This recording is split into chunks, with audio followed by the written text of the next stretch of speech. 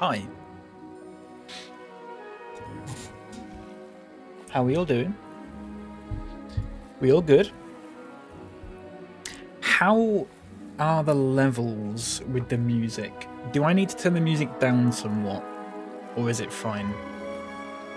That's about as loud as it's going to get. So if you can hear me quite well now, we're fine. I can turn it down a bit though. Down a little bit? Yeah, okay. How about that? Is that a little better? Is that a little better? I could go down even more. That's good. Nice one. Hello everyone. How are we doing? Are we all good?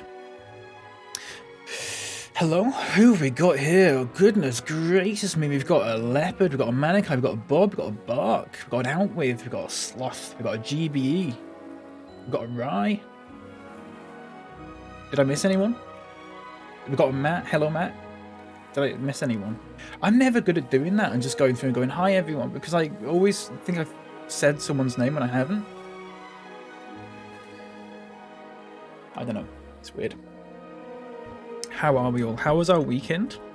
This is not one of my Desert Island discs, by the way. This is the theme for Desert Island discs, apparently. Oh, do you reckon anyone's actually picked this as one of their Desert Island discs? That'd be quite interesting. It's fine, isn't it? It's kind of crap, actually. I'm going to turn it off. But the nice little deserts. Now, I'm thinking that after about an hour, I've just been to the toilet, but listening to this for about an hour is going to make me want to go to the toilet again. So I might switch it out for a different video that doesn't have wave sounds. We'll see how it goes. Right, here we go. Have I told you about the bells they use in the Genesis album? Just piss in the chair. Yeah. 6 hours of Phil Collins. Let's do this. Hello, Sloth. Oh, wonderful. I'm looking forward to this. A couple of last-minute changes. I'll say a couple of last-minute changes. I got one of the years of one of the albums wrong. So I had to very quickly fix that. But it's fine. Comparing funny YouTube videos. I should say, Matt. I won't be doing this the whole stream. Now, I said this was going to last 90 to 120 minutes. It's not. Because I was sort of half rehearsing yesterday, as in listening to some of the music and sort of imagining myself talking about it over the top. And I was like, yeah, it's going to be at least like 15 minutes per album. And we've got 10 albums. So it's going to be like 3 hours at least. It's going to be like 3 hours. I'm going to take a break about halfway through, but it's fine because I've got a bathroom break song, as they call them in the radio business, which is nice. I'm excited to be appalled. Genuinely, I think a lot of this is quite, like, there'll be songs here that a lot of you will know. There'll be songs that you might not know. But there's definitely, I can think of off the top of my head, 1, 2, 3, 2, possibly 3 songs that you will all know. Hopefully. Maybe. Most of you will. Yeah, the Hoops theme song. No, it's not the Hoops theme song. I wish. I took today off work for a rest day. I'm excited to give this my full attention. Good. Till 3 when I have a house viewing. Okay, not good. It's fine. It's fine. I'm going to put it all... I'm recording it on OBS. And it's all going to go on YouTube at the end as well. So, that's all good. Because I need to delete the VOD for this. I should also point out that all of the music is pitch shifted down 1 semitone, which means that, for example, if they play an E note in a song, you're going to hear it as E flat or D sharp or whatever you want to call it. It's the same thing. So some things will sound a little lower than they do in the actual version if you like Google it afterwards or whatever. Does that make sense? Just because there's a specifically one album in particular that is by someone or someones who very much don't like their music being reposted on the internet. So I'm getting around that. Bit cheeky. I don't know if this comes under fair use or not. Probably doesn't, because people don't know what fair use actually means. They just go, "Oh, I can use it because it's fine. I'm not making money off it." It's not really how it works, but yeah, we'll see. It's not the best of the Beatles. Okay, it's Nintendo. It's not Nintendo. No, it's not Nintendo. There's no game soundtracks. They're all actual albums that have been released. And for the most part, they're going to be played. So what I'm going to do for the start of each album is I'm going to play the song on it, like the most popular song. So you can all go, "Oh, I know that one." You're probably only going to know about 3 of them, but I'm still going to do it and play the most popular one. If there's no popular ones on an album, I'm just going to play like the first song. And then I'll probably go through like, I'd say track by track for like a minute or 2 each, but some ones I might skip because there's some albums that have like 10 or 12 songs and I don't really want to go through each of them. So, but then there's some albums that have 4 songs. So, you know, 76 to 84, the classic Swiss era. We'll see about that, Bob. It's the Cheeky Girls. It's not the Cheeky Girls, no. Can people get points if they were alive when it was released? Yes, you can. Now, I am going to do this chronologically. I did do a poll on Twitter, and I said, if there's a majority vote for one of them, then I'll do that. Now, 50% of people said chronological. That's enough for me to count as a majority vote, so we'll do that. I did actually, however, manage to do what Mouse wanted me to do, which is where I assigned a number to each letter in the band name or artist name and album name. You know, A is 1, B is 2, C is 3, and then divide that by the number of characters in the name of both the artist and the album, and assign those a numerical number, and I was going to do those low to high. I will give you the scores for those if you're really interested in that, but I'm not going to do it in that order. Because it weirdly ended up being less sort of random and shuffled than I thought, if that makes sense. But that was quite a nice thing to do when I was bored last night. Hello, Solarphonics. Welcome in. How you doing? How's it going? I've lost you. Don't worry about it. I'll give, though, if people are interested in those scores, I'll give those scores and their ranking as well when we go through it. So the first album had a score of 196 divided by 14, which, oddly enough, is just 14, which is quite nice, actually. And that would have come 8th if I was doing it in Mouse's order. But I'm not doing it in Mouse's order. So, this one I don't think has a song that I would consider to be like the most popular. Possibly does. So I'm just going to start playing it a little bit.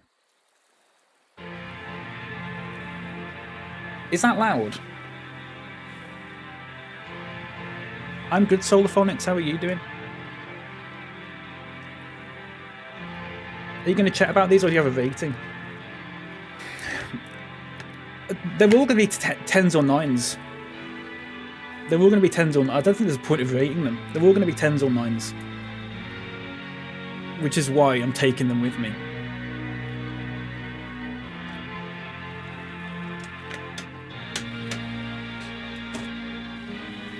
Does anyone know this, by the way? Wasn't it stupid? I thought about it, Leopard. I might go through, like, the ratings that, like, you know, they've been given on, like, Pitchfork and stuff, or by whoever. If ABBA's pitch shifted down, are they called Garg? Very good. Anyone know this? Maybe? No? This is the only single from this album. I'm talking a bit loud because I've got this turned up quite loud, actually. I might turn it down for me a little bit. There you go. Sounds like the War of the World soundtrack.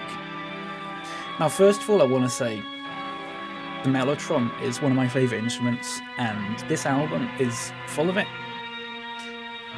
which I'm a big fan of. Okay, right, hang on a second then. Sounds like your local broken ice cream van. That's fair. So this first album is by a little known band called Genesis. It's an album called Foxtrot from 1972. It's going to be 3 hours of concept albums. It's not Sloth. It's not, but I did think about doing that.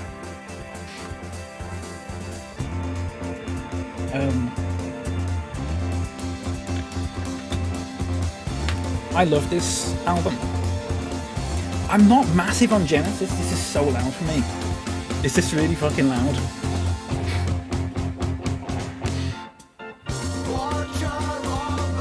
Is this really loud? Now then. I'm turning it down for me. It's quite loud. I'm going to turn it down a little bit more. I'm going to go to -12. Okay, is that a bit better? This isn't your Collins era Genesis. Collins is on the drums, but it's Peter Gabriel era, 1972. Even more? How's that? Is that a bit better? Is that a little better? Good, nice one. Okay. Didn't think I needed pitch down Genesis on a Monday, but here it is and I'm happy. I'm glad you like it, Bob. So there's 6 songs on this album. It's not a concept album. I would say that side 2 has a song that's 23 minutes long though. But I'm not going to play all of that, obviously. So this is a song called Watch with the Skies, and it's fine. Actually, probably of all the songs on the album, maybe my least favourite. It's still good though. Supper's ready, yes. 23 minutes. I'm not going to play the whole thing. I'll play my favourite part of it, and it'll only be like a minute if that. Yes, okay, right. We'll go to track 2. I am listening to it all on one big video though, so I'm going to have to just sort of go like this. Like that. This is a song called Timetable. And again, it's fine. Not my favourite. Not my favourite at all. But I Peter Gabriel's vocals are just so good, aren't they? Like, so this is this their 3rd album? Is this the 3rd album? I'm not sure actually. Who knows Genesis better than I do? I don't listen to a lot of Genesis, to be honest with you. Is it the 3rd album? I'm not sure. It's like being a wedding DJ, can't please everyone. Got any Billy Joel? Yeah, it's the 4th. There you go. Yeah, it's the 4th. This is a sort of when they sort of started to become quite big, I believe. Second with Phil Collins, yeah. He's just on the drums in this though, which is fine. Yeah, I don't listen to a lot of Genesis. The next album, which was Selling England by the Pound, I listened to that quite a bit. Not as good as this one though. A couple of songs in it that I'm not particularly fond of. Collins era Genesis is like fine, but not my favourite at all. This next song is my favourite of the album. Let me pause it. Let me just find it in the song. There we go. Oh, it's already started. Right, hang on. There you go. So this is a song called Get 'Em Out by Friday, and you'll all like this song because it's basically 8 minutes. Is it 8 minutes? How long is this song? 8 minutes and 36 seconds of them just going, landlords are quite bad, aren't they? So, no mic near him, no. Actually, there is one bit where he says something, but he doesn't sing.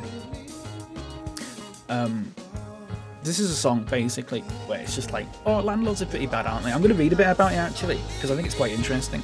One of their sort of, Actually, I might wait. I might skip a bit. I'll wait until it gets to the quiet bit. Right, hang on. Where are we looking? About there. Okay, here we go. So in the quiet bit. This song uses elements of reality and science fiction as a means of social criticism on the corporate greed and oppression of UK's private landlords in the 60s and 70s. Landlords bad, aren't they? It's taking the piss, obviously. So it's basically a woman gets evicted from a woman gets evicted from a house because they raised the rent too high. But they say, "Oh, we'll move you to this place over here." Then they move her to that place, and then they say to her, "Oh, we're going to raise the rent again." Basically, just constantly moving about raising the rent and all that sort of thing. And then it fast forwards to the next part of the song, which is this part, which is set in 2012. Obviously, like they weren't thinking this was going to happen, but a company who like owns the world or the country or whatever have decided that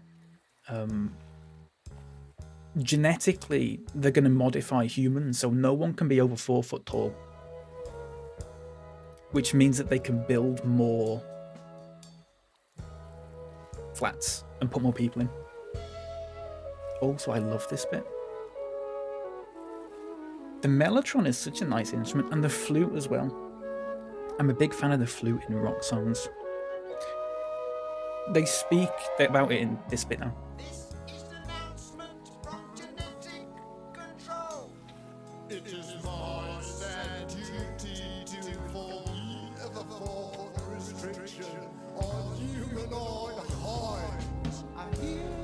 Feels a bit Greensleevesy. It does. It does. I agree with that. Genetic control to Tiny Tim. Exactly. I love this little bit. I don't know why. Just do. There's something about this album that you don't get on albums that much these days, and it's dynamic range. It gets really quiet and then it gets really loud. And you don't hear that too much. Everything's compressed these days. Not a fan of it. Don't know if anyone agrees with me on that. But there's bits in this album, in this song, where it gets very quiet, and you can actually hear the noise hum in the background, and I quite like that. It's like Ninja Sex Party wrote a song about travelling to, the sexiest year, 69, 69, and turning up, but it was a sexless dystopia. Very much the same sort of thing. Yeah, I would say that is very much the same sort of thing. This is track 4, and I could not tell you for the life of me what it's about, because it's called Can Utility and the Coastliners. I don't know what that means. But it sounds good. I don't know. Cyclist Dystopia is the title of my next tape, yeah. Nice. I'll have to give that one a listen. Anyway, I won't play a lot of this one, but this is a song that's nice. The next track is one called Horizons. And it's just a little instrumental guitar, acoustic guitar thing. Lasts about 1:40. But I really like it. I'm not a huge fan of sort of acoustic instrumental stuff generally, but there's something about this that's just quite...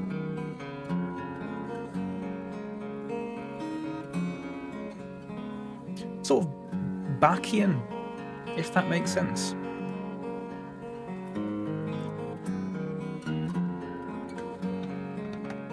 Does that make sense?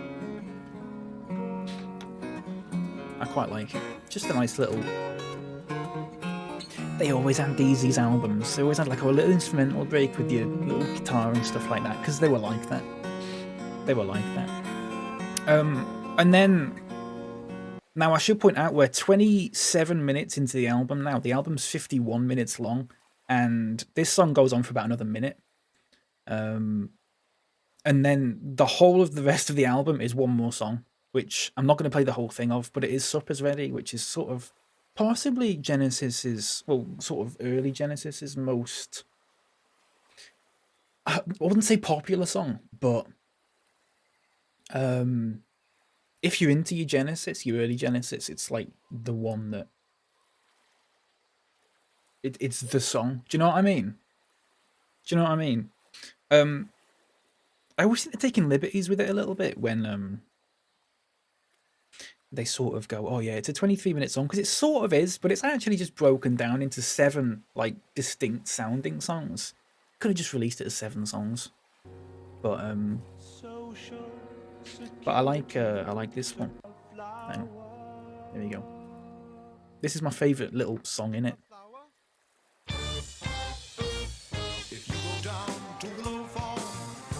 Now, when they perform it live, or when they did perform it live, they don't anymore, because, well, they probably do actually, but, you know. Peter Gabriel used to wear, like, a flower mask thing, and one of his wife's dresses. He looked quite nice.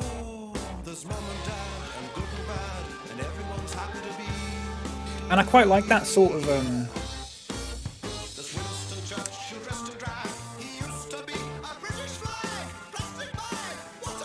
couldn't tell you what those lyrics mean. I like that sort of theatrical element to it. Is it Supper is in the Last Supper? That's a good question.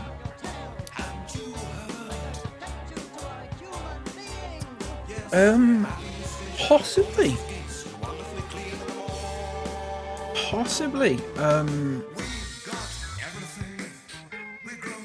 I'm just reading here. It says, in an interview, Peter Gabriel summed up Supper's Ready as a personal journey which ends up walking through scenes from Revelation in the Bible.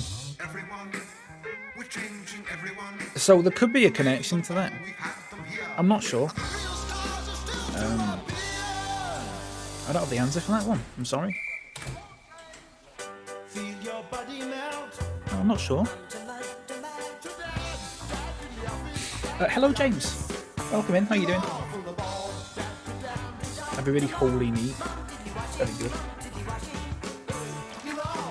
I think that's Phil Collins in the left ear there, if you're wearing headphones. If you're not, wear headphones for this.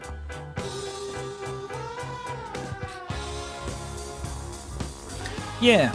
So that's Foxtrot. That's the whole thing. That's the whole album. I mean, obviously that's not the whole album, because there's still 9 minutes left or whatever, but that's all I'm going to play. I quite like that song. If they released that as like one little song, it's like a 2-minute thing in the middle of it all. If they released that as one song, I would quite like it. Just a short work break. Thought I'd hang out for a bit on the DMCA takedown stream. I won't get DMCA'd for this. I've pitch shifted it all, mate. I've pitch shifted it all. I know what I'm doing. And I'm going to delete the VOD anyway, so it's fine. Don't worry about it. I'll be fine. Right. So that's your first album. There. It's just there. Now, these are in alphabetical order. So when I do the next album, it's going to be somewhere else on the screen, and it'll be a bit weird. Just wind you up. I know. Just in case anyone is watching and is like, whoa, I'm not sure. Yeah, it'll be fine. Don't worry about it. Right. That's your album 1. Okay. I don't know how long I've been on now. Half an hour. So maybe about 15 minutes talking about that. So I'm on track here. Second album. Okay, second album. It's an album from 1976, which is, as Bob said, getting into the SwissKnee golden age of music. I've always said that the amount of albums that came out in 1976 that were just pure class, that I love. I've only picked one, though. Can I do it in a Ken Bruce voice? I can't, because I don't know what Ken Bruce sounds like. I'm sorry. I don't listen to radio, whichever one he's on. 2, probably. I'm not sure. So once again, I'm going to play the most famous track from the album. And then you can all go, oh, I've heard this. Or, oh, I haven't heard this. But for this one, you will have all heard it. I can absolutely guarantee that everyone in chat's going to have heard this song. Right? You ready? You ready? You ready?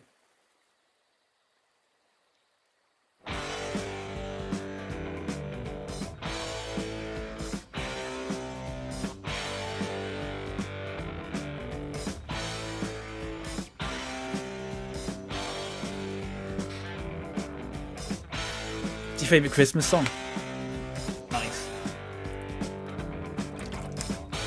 I mean, this is, to me at least, and probably to other people, I might be biased in this. This is like the all-time greatest sort of rock anthem. And it's just about some boys going back in town. Actually, originally, used to be about. It used to be about. It's like an anti-war song almost, and you can sort of see where they're coming from with that because some of the lyrics have stayed. It used to be a sort of anti-war-ish kind of song. Originally about G.I. Joe, weirdly. But it didn't scan properly and they changed it and they were like, oh, what should we have instead of that? You know, do we have like the lads or you know, the crew or something like that? One of them went, what about the boys? He went, yeah, it just fits, doesn't it? And it does just fit. It does just fit, doesn't it? This is Thin Lizzy with Jailbreak, and I'm going to pause that there. This is one of my, this is my second favourite band. And I love them to bits. As many of you may know, I've talked about them a lot. And this album doesn't have just one hit. It has two. Which is the first track on the album, the title track. Which many of you may have heard. Probably not as popular as The Boys Are Back in Town, but...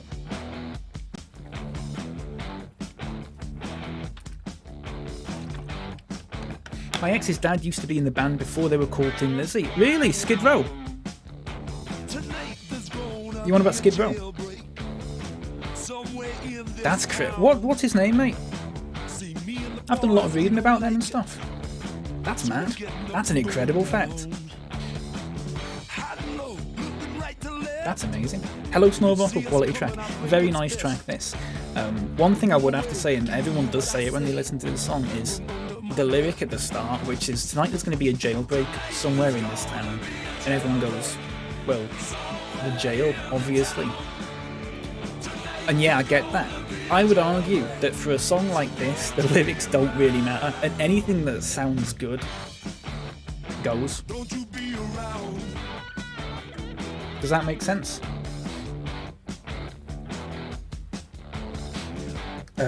Something Gorman. Not sure I had a blue link on Wiki. Doesn't ring a bell. I'm gonna have to Google it. Gonna have to Google that one. Thank you for letting me know about that. That was really interesting. Wrestle Cow, thank you for the follow, mate. Appreciate that. Thank you. You've all heard this song. You've all heard this song. If you've not heard this song, you have now.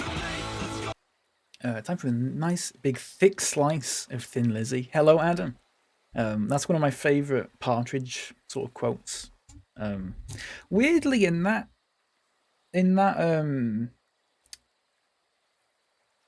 episode, the song that he's playing is a song called Thunder and Lightning by Thin Lizzy, which is like not one of their popular ones at all, which is a bit weird. Can someone explain the appeal of this song? It's good. Oh shit, I think I've just broken my oh no, I haven't. It's good. I would say the whole album, production-wise, is not as nice as I'd like it to be. It's a bit thin.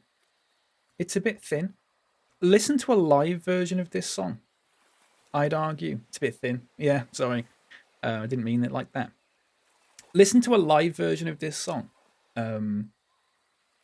It's a little bit faster. It's a little bit heavier. And it sounds a lot better. Yeah. So I'm probably gonna go through this one track by track really quickly. This is a song called Angel from the Coast, and I love just the whole album, but the guitars. They didn't half know how to play and when to play as well, which is a big thing. You know, a lot of guitarists who just sort of play a lot because they sort of can, but there's an art to knowing when to play and how fast to play. which probably isn't best demonstrated in this song, because this one's quite a fast one, but in some of the other songs you'll see, in some of the quieter songs, the slower ones. I love the rhythm for this. The drummer is so underrated for Thin Lizzy. I found out they've got a song on the next album, but I'm not going to play that, where the drum beat from it is used in like a load of hip-hop songs. I had no idea. So that's that song. I'll skip over to track 3, which is called Running Back, and this was meant to be the hit single from this album.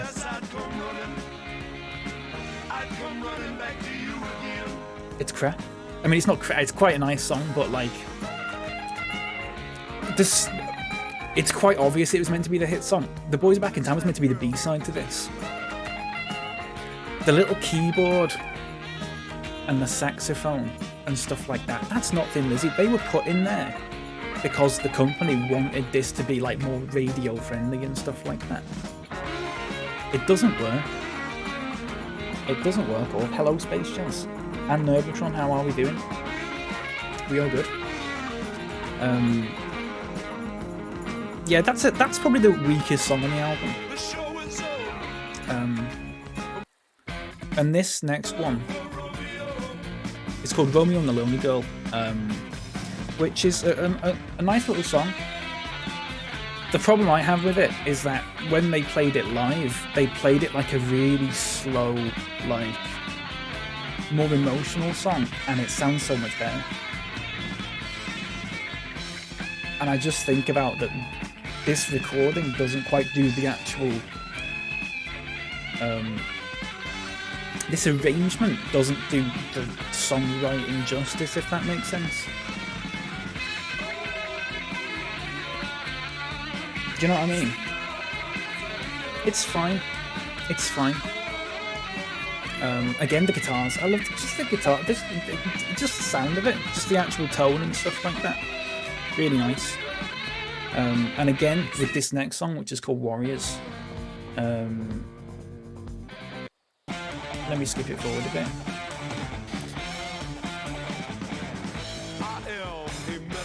This one is quite like...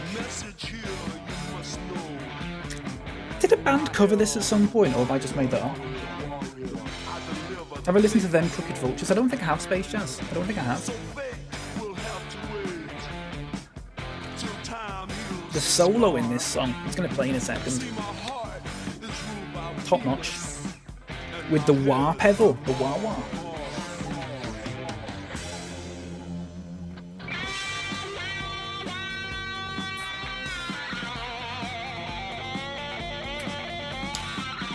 Wah wah we wah, yeah.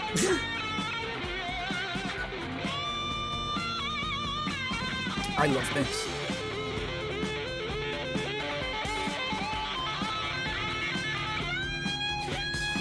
Now, when we were talking about the albums and stuff that we could pick, and we said no live albums because they come off a bit as a compilation sort of thing, I really wanted to pick Live and Dangerous, which is their live album from about 2 years after this. And it's so much better because all of these songs translate so much better in a live setting. But I said I wouldn't do it, so... Then it's The Boys Are Back in Town after that. We've played that one. This is one of your little softer songs where I'm like, oh, this is where the guitar, like, when they sort of place it quite well. Knowing when to play, not just sort of how to play, if that makes sense. I quite like it. Quite a self-indulgent solo. Absolutely, Bob. Absolutely. 100%. But... it's what it's about, isn't it? It's what it's about. You have the live album on vinyl, it's class. It's very good, isn't it? Some might not like calling it a live album because a lot of the parts were overdubbed, but I don't give a shit. It just sounds good, and, you know, who cares? This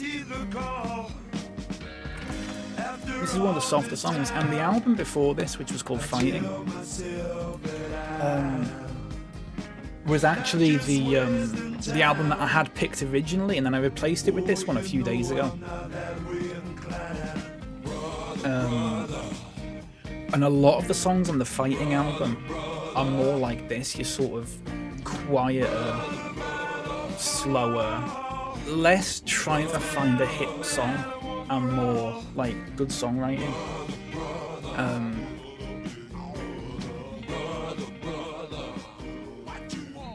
Yeah, I like it.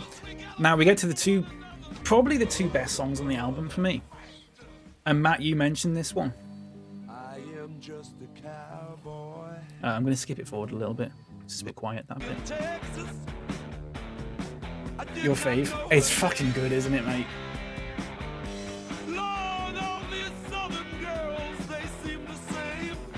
It's a good song. It's called Cowboy Song, everyone. So if you're into your cowboys, this is a song for you. Yeah, fantastic song. Again, even better live. Even better live. I can't stress how much like the Live and Dangerous album is better than this album. But I did say I wasn't going to pick a live album, so...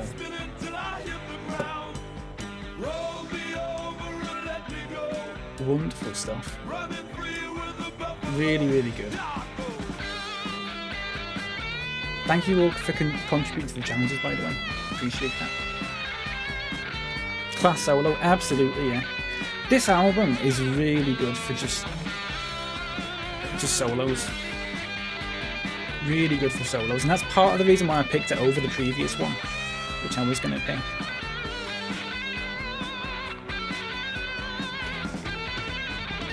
And the harmonies. That's nice, that, isn't it? That's lovely, that. Doesn't sound so good pitch shifted down, because they already play in E flat tuning, so they're now playing in D tuning basically when you're listening to it, which isn't the best, but it's not a lot I can do about that, sadly, unless I play it a thing up. But I tried that and it doesn't sound right. And then the last song, it's called Emerald, and again,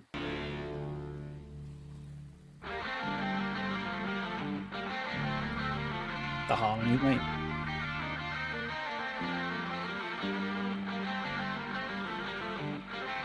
It's fucking beautiful. Nightlight, hello, mate. It is a fucking wonderful, wonderful song, isn't it? Again, this one's your sort of self-indulgent. Second half of the song is just two guitars sort of dueling each other with the solos.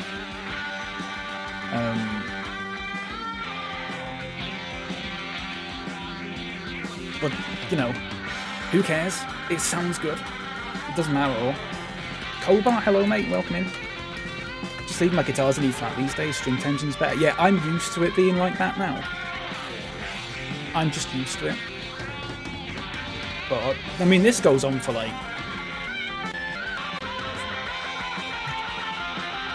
God knows how long.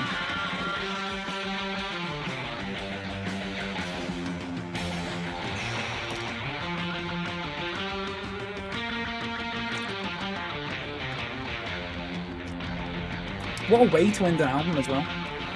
What a way to end an album. I love that. Love it to bits. Yeah, that's a fantastic song. Such a fun one to... I mean, I don't play guitar, but I do play bass. And even though the bass is sort of just, for the most part, hitting like the root notes, but in like the actual, do you know, the sort of those harmony bits, it's playing along with them. And that's a lot of fun to do on a bass. Very, very good album. Again, like I said, just pipped Fighting, which I was all ready to talk about, but I was like, oh, because some of the songs, I think I picked a more consistent album where all the songs are quite good, whereas the one I was going to pick was like, some songs are sort of, and some of the songs are like, oh, I love this one. Do you know what I mean? Afternoon, someone appears to be wanking guitar off from your audio. Yes, Joel. Yes. How are you doing, mate? Hear a couple of nice bass fills in there, exactly. Yeah. He was a very good bassist in terms of perhaps not technically. You know, he couldn't play like mad solos and stuff like that, but songwriting wise, he knew when to play like the root and just hit the root. He knew when to play along with the guitars. He knew when to go off and do his own thing.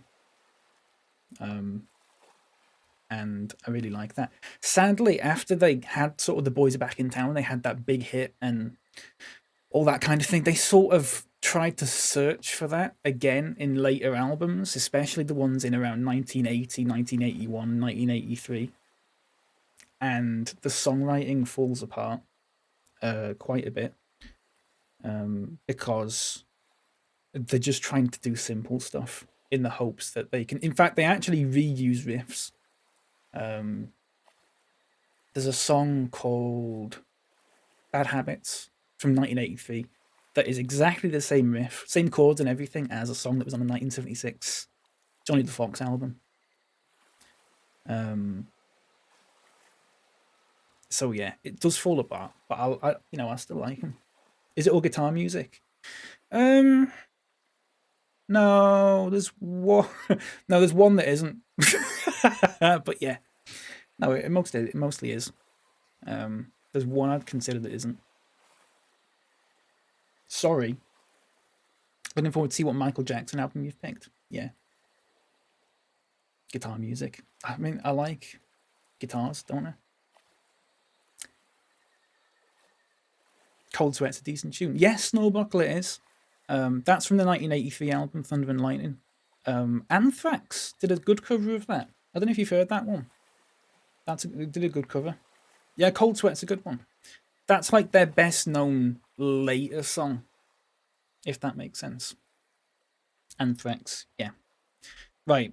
So there's 2 albums. I've been on for 49 minutes. There it is. I was a teacher at my school. Yeah, nice one. There's 2 albums. So we're going to go to album 3 now, which is 1978, if you can believe that. Now then, I'm going to do the thing where, for those who've just come in, for each album, I'm playing like the best known song from it, if there is a best known song.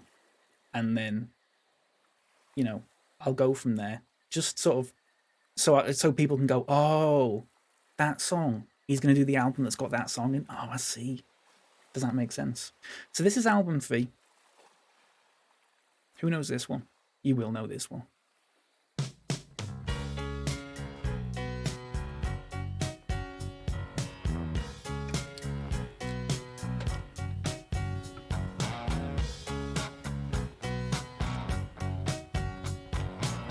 Such a good stream idea. It really is, isn't it? Space Chat's Out With came up with it. By the way, the best opening line of a song, that. I saw a menu with saw a werewolf with a Chinese menu in his hand. Hang on a second.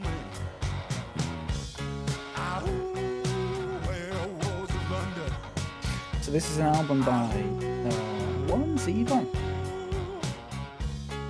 Called Excitable Boy. Literally never heard another song by this fella. This was his only sort of big hit, I think. And I get why. 2 of the people who play on this track are in Fleetwood Mac, and I can't remember which ones they are. I think the drummer and the guitarist. I think. Yeah. Very MIDI. Yeah. Nice little sound, isn't it? Isn't this Sweet Home Alabama? Yeah, it's very similar. Same chord sequence in it. So there's how many songs on this album? I'm not including bonus ones. There's 9 songs on this album. It's Mick Fleetwood on drums. There you go. And this John Mick, whatever his name was, is on whatever instrument he did. Guitar. Guitar, is it? I don't know. I'm only going to go through a few of these because, like I said, there's 10 songs, so I'll go through maybe 3 or 4. This one's called Roland the Headless Thompson Gunner, and I quite like this one. He's very good at telling a story, but in a sort of slightly, not piss-takey way, but there's an element of humour to it. The self-awareness, if that makes sense. About all of Warren Zevon's music that I like, actually.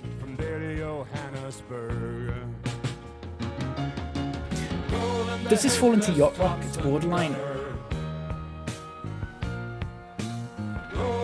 It's borderline. It's borderline, mate. Yeah. But it's very much, it's not your sort of, you know, it's not like your prog rock or not even like Thin Lizzy. It's softer than that. There's piano and all that kind of thing. But it's a solid album.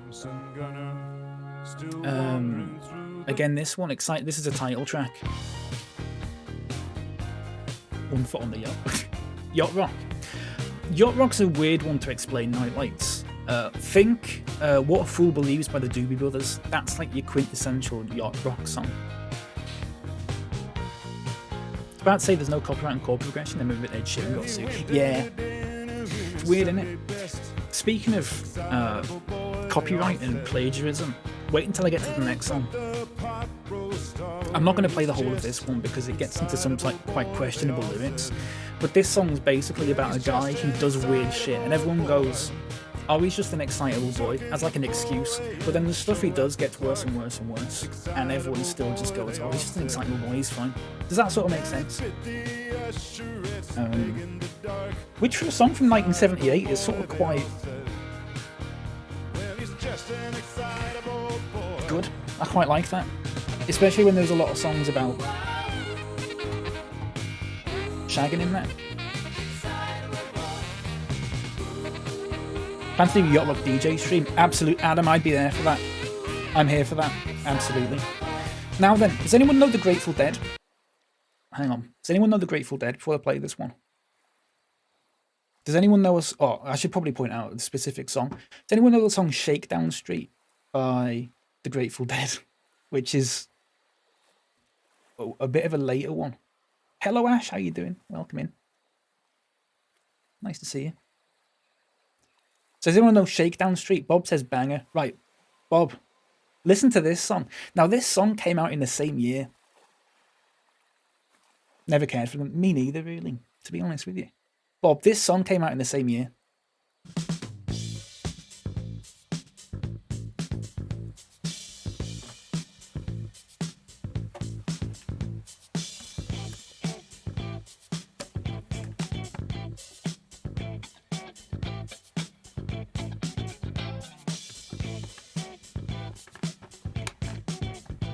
Now, if anyone's not heard Shakedown Street by the Grateful Dead, I might play it a bit now. Oh no, you will know Shakedown Street by the Grateful Dead, and I'll tell you why. Because it's on this scene.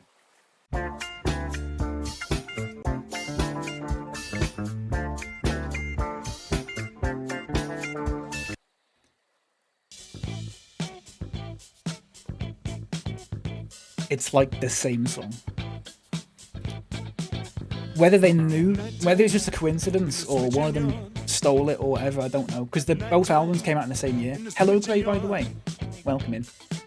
You should be dreading this. Which song is the one from Excitable? Yeah, so this one's from Excitable Boy.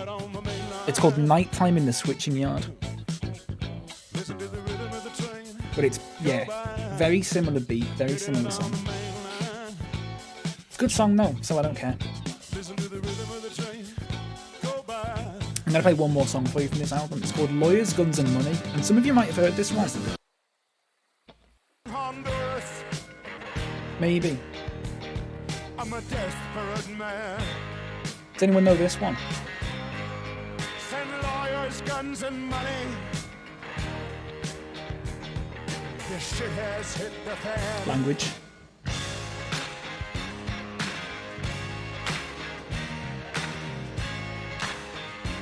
Well, I think this is sort of one of his more famous ones, but I don't think he ever really made it in the UK.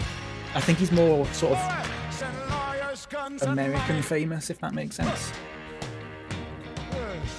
Or something like Nick Cave. Yeah. It's good though, I like it. Now, give me a second while I look up the Wikipedia for this. So he's not playing all the instruments, obviously. So he's got a lot of session musicians, as they did back then. And I'm just going to rattle a few of them off. So you got John McVie, or John McVie, however you say it. Mick Fleetwood. Rick Marotta. Jeff Porcaro. Has anyone heard of either of those two? Jeff Porcaro was from Toto. You know Toto, Africa. Rick Marotta was a drummer who did all sorts of session music with let's have a look. Aretha Franklin, Steely Dan, Paul Simon, John Lennon, Hall & Oates, Randy Newman, Peter Gabriel, Warren Zevon, Linda Ronstadt. Yeah. The big session musicians. You never heard Africa by Toto? You have. You have, Bob. Making a playlist on Spotify called Desert Island Swiss, so I can dig in on these. If I had Spotify, I'd make that playlist for you, mate. But I don't. I'm sorry. I'm really sorry. But yes, do that. Do that. Jeff Porcaro, yeah, fantastic drummer. And possibly, I could be wrong, but possibly pops up in a later album. The reason I was reading some of those names out is because I think some of them pop back up soon. If that makes sense. Have you heard of Africa? Have you heard Africa by Weezer? I haven't. I don't think I've ever heard a Weezer song. Not by choice, at least, and that's probably a good thing. For me, at least. Does that make sense? You have heard a Weezer song? I might have done. I probably have done. I don't know. Anyway, there's like 10 songs on that album. I've only played like 4 or 5 of them. Played the best ones, or my favourite ones at least. That's a solid album. There's 1 or 2 songs where I'm not too bothered about them. But please don't diss Weezer, they're all I have. I'm sorry, Snorbuckle. I can't diss them because I've not heard of them. So, I hope that makes sense. Craig Charles Classic. Wazzock, yeah. Said that all the time in Takeshi Castle. Excuse me. Burping. Horrible. Okay, right. Now then. This next album. You want to know a good album? Chemical Miracle. Who's this by? Let's have a look. This is going to be fucking 6 Doors Down or whatever they're called. Trophy Eyes. Not heard of them. Play Toto Africa. No. I'm not going to play Toto Africa. Bark. I'm not going to do it. They're not in my Desert Island discs. Thank you for the bits, though. I should point out, I did turn the alerts down a bit. And I also turned off sound alerts, because the last thing I want when I'm grooving to this music is to fucking drop me down or whatever. So, yeah. Weirdly, though, the album that's on, which is called something. That's not the name of the album, I just can't remember the name of it. I have got that album, and I thought about maybe putting it in this, but I don't like enough songs from it. So I didn't. I'm sorry. Okay, right. So we're going on to the 4th album now, and this is the one where I'm really going to start fucking going on about it, and you're all going to get bored. Because it is one of my favourite. It's probably... When I started this list, there was about 3 where I was like, yeah, they're going in. And this is probably the first one where I was like, yeah, I'm putting that in. I'm putting that in. I wonder if I should just start it from the beginning. Yeah, let's do it. Bankers. King Crimson. It's not King Crimson. I should point out this song is 18 minutes long, so I'm not going to play the whole thing. You managed to gather an audience of fellow dads. I have. It's not Guns N' Roses, no. It's from 1978, mate. It's from 1978. First of all, this guitar tone is my favourite ever.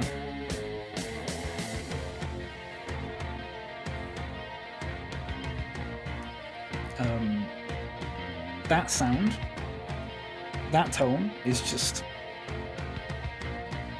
that's heaven to me. So this is an album by Rush, which, for those who don't know by now, my favourite band ever.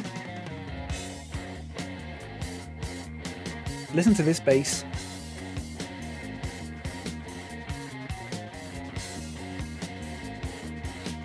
That is so difficult to play because there's so many triplets that are just like sort of randomly placed in there. It's a very difficult one to play, but I love it. Do I still play the bass? I sort of dabble with it, yeah, every now and then. Every now and then. Yeah, I do. So I think he's playing his... Ooh, I want to... No, I think he's playing his Fender Jazz on this. So at this point, he was playing either his Rickenbacker or his Fender Jazz. But I think he's playing the Fender Jazz on this one. So it's not as crunchy as some of the other ones, but I loved it. This song's 80. I'm not going to play the whole thing. It's 80 minutes long, but this is like... I was 14 when I first heard this album. My favourite band was Queen. I thought Queen were like the ultimate musicians. I was like, you cannot... Surely there aren't bands out there that are better musically, technically, than Queen. And then I started listening to this, and maybe not this song especially, but one of the songs on the album later on, which I'm probably going to play a lot of. Sorry. Yeah. Oh, by the way, there's an arse on the screen there, so I need to censor it. Hang on a second. There you go. Nice one. That might be TOS. Now, one of the main criticisms of Rush that people don't like is his voice.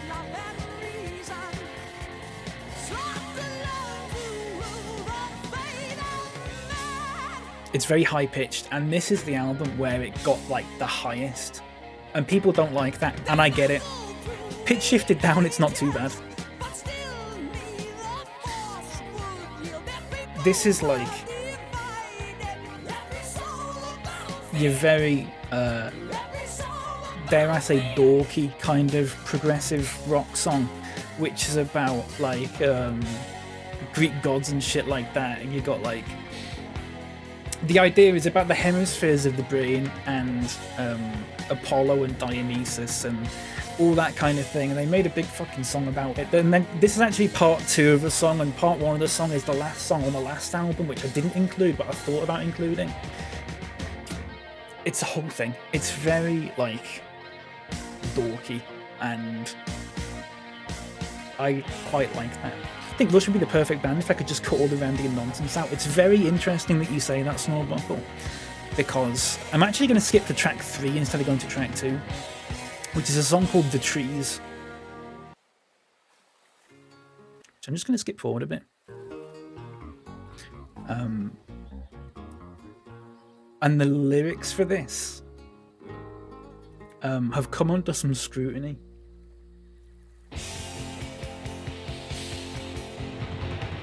But I'd like to talk about it because I think it's quite interesting.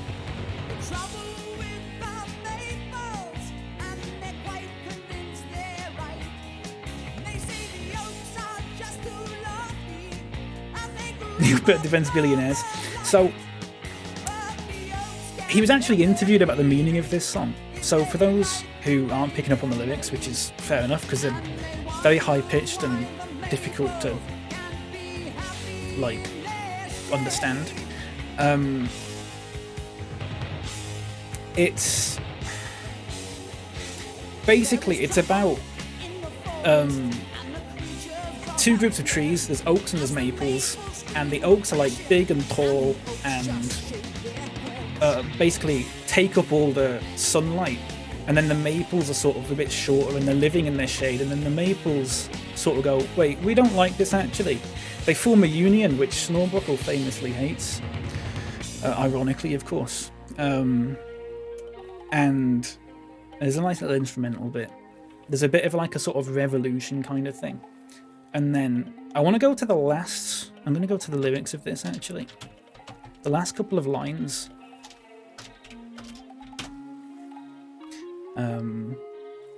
Now there's no more oak oppression, for they passed a noble law, and the trees are all kept equal by hatchet, axe, and saw. And you ask most Rush fans, especially the sort of 50-year-old American white male Rush fans, and they'll say, this song's about how communism's a bad thing, because the Oaks couldn't help that, you know, they were, they took all the sunlight and now they've been chopped down and stuff like that. I don't see it like that. I don't see it like that. Now this is in 1978, which is when Neil, the person who wrote the lyrics, was coming out of his sort of Ayn Rand libertarian kind of phase, and actually a lot of songs in the 80s move completely the other way, and talk about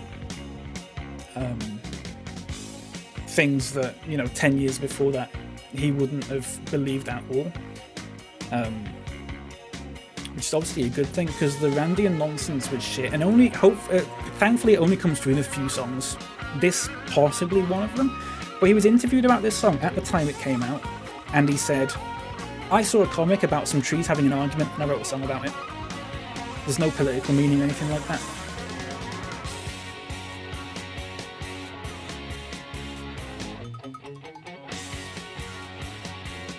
So make of that what you will.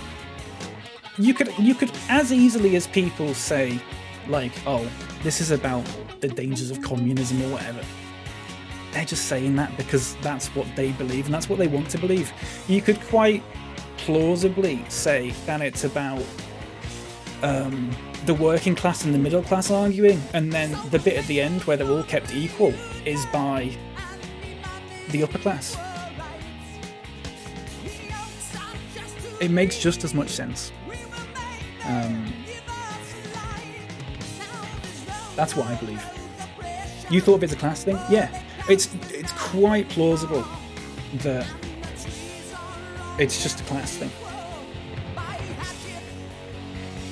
But that, you know, I think one of the things about lyrics is that, like, you can put your own meaning onto them, and that can work quite a lot sometimes, but then a lot of the times people just like to put their own shitty political views on them, even if you know, I don't know. You make a joke about it, but I'm stumped. So you don't know what it's about? So it's not about anything?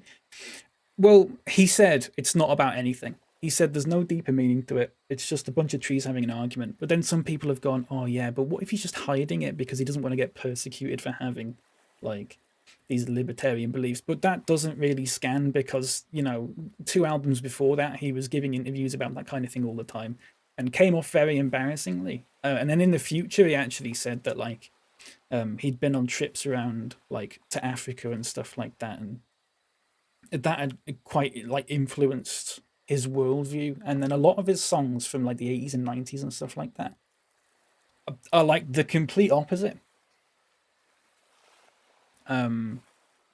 So I get when people sort of go, oh, I don't like Rush because the lyrics are a bit dodgy, but those sorts of themes only come up in 3, maybe 4 songs, and they've got like over 200. So, you know, I don't know. That sort of makes sense. Again, this is another one. This one called Circumstances. When people don't like this one because he sings very high in it again, and people don't like that, and I get that, especially in the chorus. He also sings it in French because he's Canadian or something, and they do that. Bear in mind this is pitch shifted down.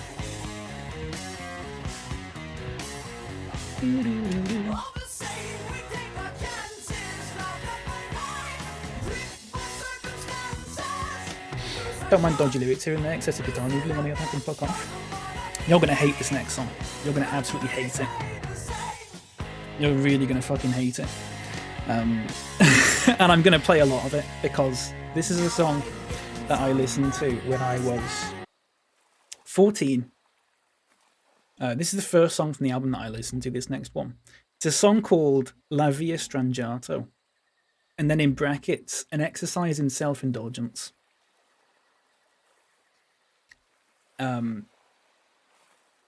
It's just them fucking about for 9 minutes. And when I first heard it, completely blew my mind. Does anyone know this song? La Via Strangiato. I know a few of you are into Rush a little bit. I don't know if this is like one of the more popular ones. You need to yell at your dad for raising you on this music. My dad doesn't like this music at all.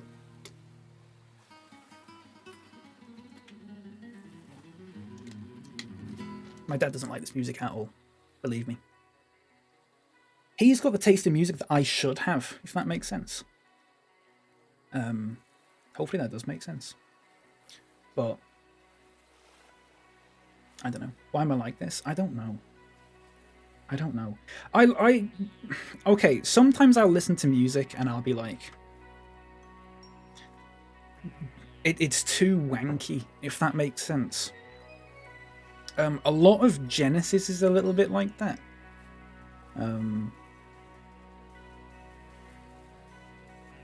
I can't quite get into it.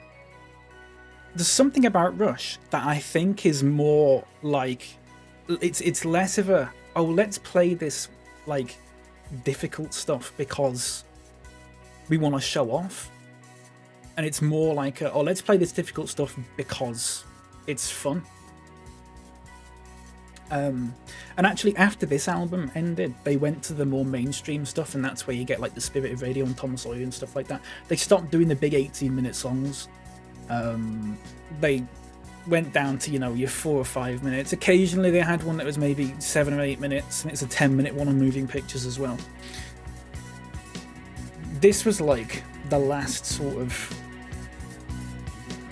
song where they went, right, let's just play really difficult stuff because we can. But it's still fucking fantastic.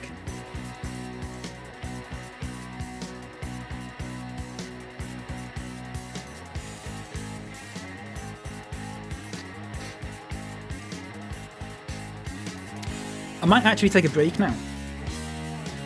Might actually take a break and come back in a few minutes. I'm gonna make a coffee. And I might just leave this running. Because I can. It's 9 minutes long, so, you know, I'll be fine. So I'll do a Be Right Back screen.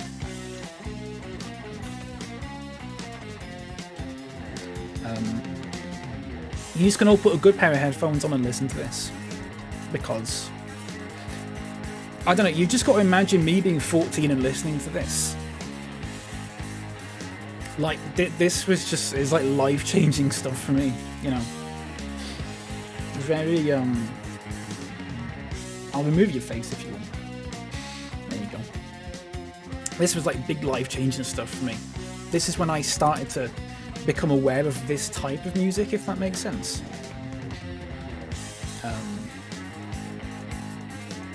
But yeah, as much as I'd love to stay and listen to it, I've got to go make a coffee.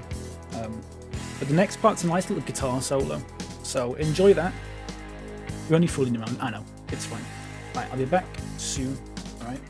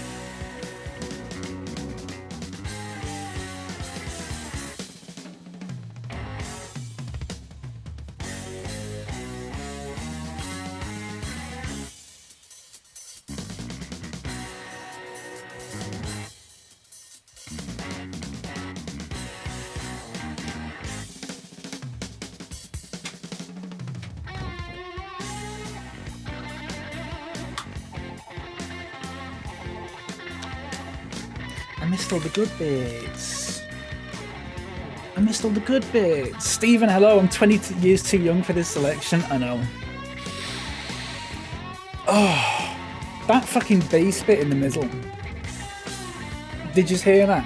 Where it just goes for like 5 seconds. I'm never ever coming close to playing that. Fucking hell, we've got through quite a bit of the song here. There's one thing about this song, and I'll just play the end, like the last 30 seconds of it. It sort of goes back to the start sort of bit. Again, being 14 and not knowing like a lot of music out there, for some reason, the end of this song completely blew my mind. The way it ends. And I don't know why. But I'd never heard anything like it.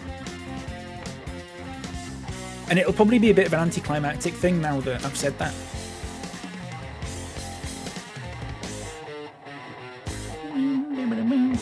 That's from a thing, by the way. That's from a song that already exists.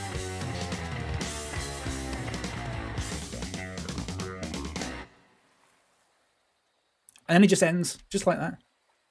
And I'd never heard anything like that. Sort of like, it just sort of ends in the sort of midst of it. No big outro or anything like that. You know, no big sort of build up and then one big note where they go wow or whatever. You know, like in like big songs that you've heard before where they do that kind of thing. It just ends on a note. And I like that. The song was inspired by a dream that the guitarist had, Alex Lifeson. And they basically just went, let's just write a song about it. And that's why it ends like that. Because that's meant to sort of signify like the waking up. The sort of sudden, like, dream's over, wake up.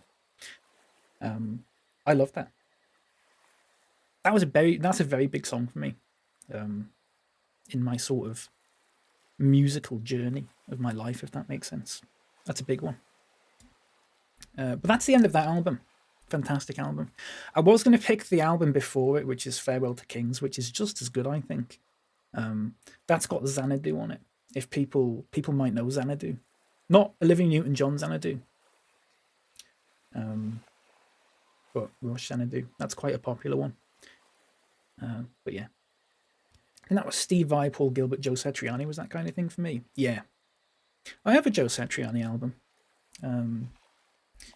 Is it Flying in a Blue Dream? It's quite nice. I like it. Picked up for a few quid in HMV. Maybe Yngwie. I don't know. Is it Yngwie Malmsteen? Massive prick, by the way. Is he really? He's for some reason always on the cover of like the guitar.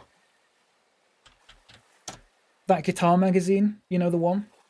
He's always on the cover of that. It's the only guitar they can get. Massive prick. That's a shame. That's a real shame. Yeah, that's horrible, that. So that's Hemispheres by Rush. Big fan of that. Big fan of that. Album 5. It's from 1980. 1980, everyone. Going to the year 1980. Oh.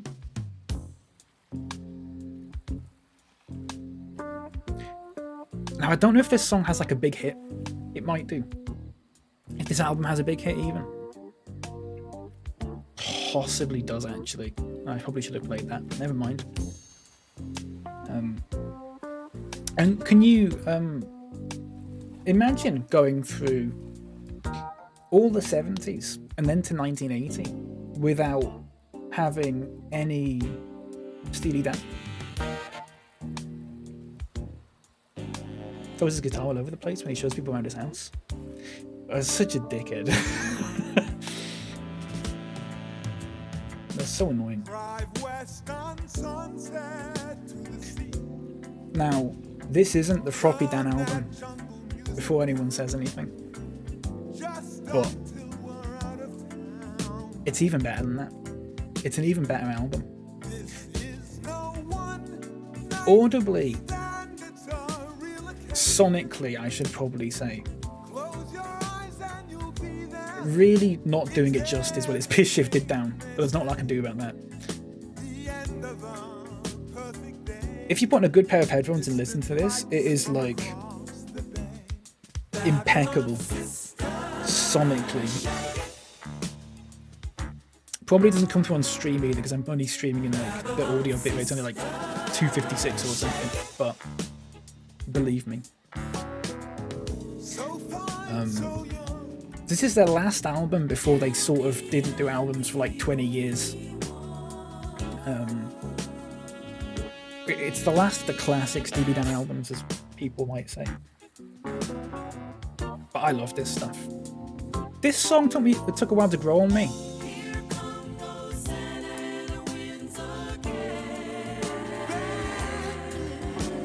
I don't know why. What got me eventually was the drums. And it's Bernard Purdie on the drums, who is known for the Purdie Shuffle, as they call it, and he's playing that drum beat in this.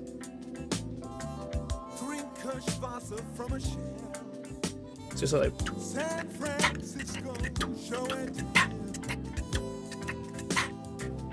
It's very nice. He plays it in a few Steely Dan songs. Another legendary drummer, absolutely, yeah. There's videos on YouTube of him explaining this drum beat and stuff like that, and it's so good. An absolute legend. They used to get some serious session musicians for these albums. In fact, I'm going to read out some of the names of people who played on this album. While I play the next song, which is called Hey 19, which some people might have heard actually. Maybe? I think this is like the hit from this album. Let's have a look. It got to number 10 in Billboard Hot 100. It's not bad. Let's have a look. Musicians. Who have we got? We've got Larry Carlton, Steve Kahn, Chuck Rainey, Steve Gadd, Anthony Jackson, Rick Marotta, again, Jeff Porcaro, again, Bernard Purdie. That's just some of them. There's a whole massive list of them here. And there's one or two I want to talk about a bit more.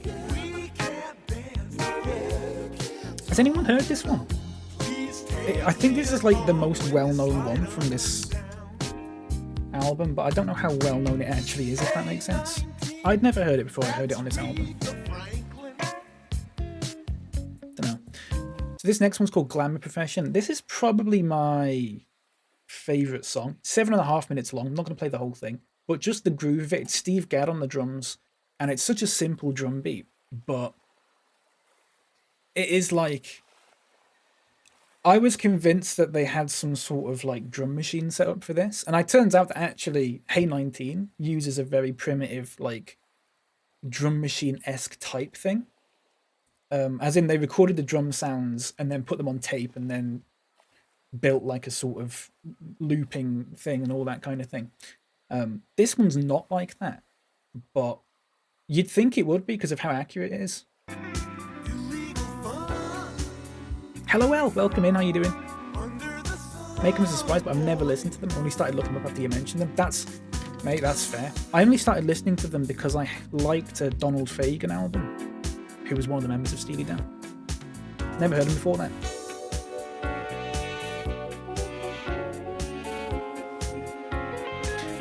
But not only the drums in this. People always talk about the guitar and stuff like that, but I'm a bassist. The bass in this is a perfect example of knowing when to leave space. He could quite easily just fucking noodle about.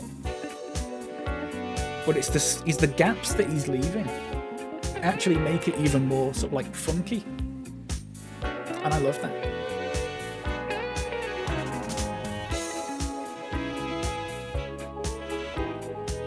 Noodle about. Yeah, you know what I mean. Sort of go a bit mad. It's your first Steely Dan experience.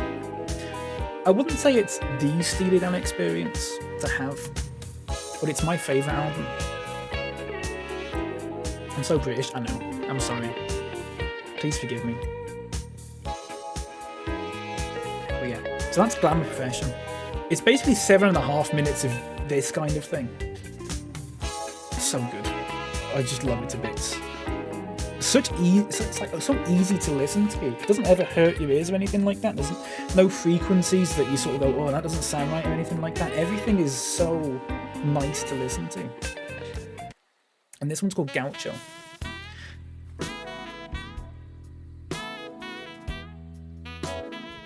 Let me find something here. Does anyone know who Keith Jarrett is? Keith Jarrett. Easy listening, yeah? Keep getting worse, that's fair. Music production perfected, absolutely. They were absolute perfectionists. Absolute perfectionists when it comes to music production. Keith Jarrett was a jazz musician. Windows has just alerted me of something.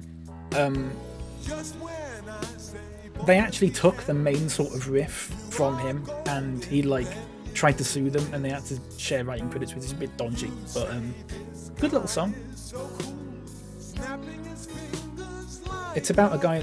Wait, what's the lyrics for this again?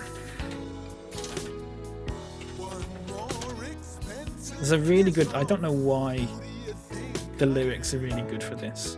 Let me skip it forward a bit.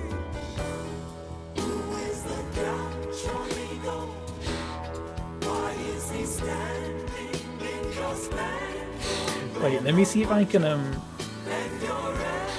I don't think I can. Hang on.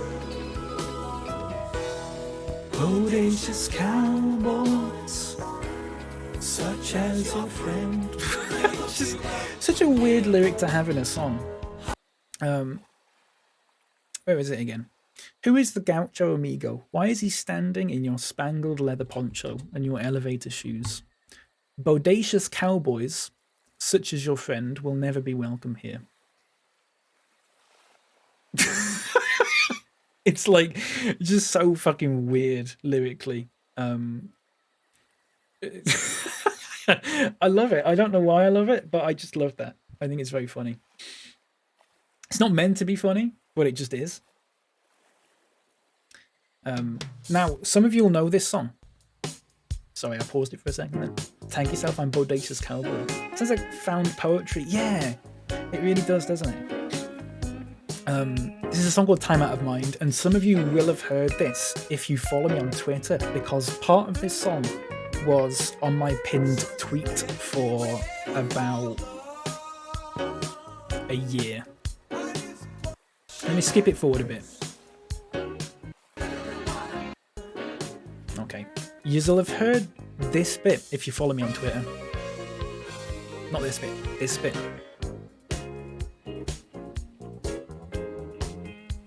Stress about writing lyrics, but I need to remember you can write any of your bollocks. Absolutely, Adam. Absolutely. Anything that sounds good. Anything that scans.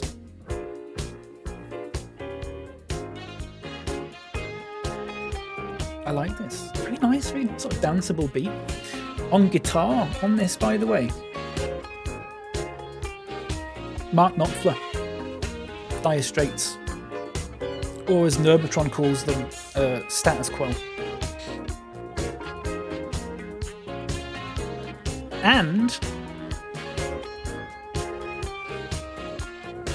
on backing vocals in a second, the one and only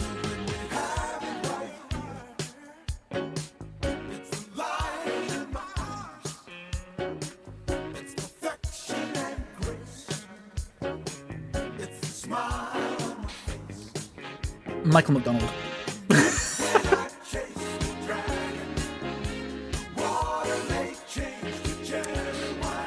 Michael McDonald, the meme of the stream, Michael McDonald, or as Leopard likes to call him, what does Leopard like to call him? Is it Miggle McMumble? Miggle McMumble. Yeah, Maggle McMumble, sorry. Maggle McMumble. Yeah. Big fan of, there you go, Miggle McMumble. Yeah, massive fan of him. He does backing vocals in a few Steely Dan songs. This was the last one he did it in. I'm not going to play all the songs from this album. I'm going to play a guitar solo. from this last song, which is called Third World Man, which is about a guy who has some sort of like PTSD or something from like a war experience or something like that. The guitar solo is by Larry Carlton, who has done some of my favorite guitar solos, um, which is a big letdown considering he's a massive like American conservative guy, if that makes sense. Um, but you know, hang on, here you go.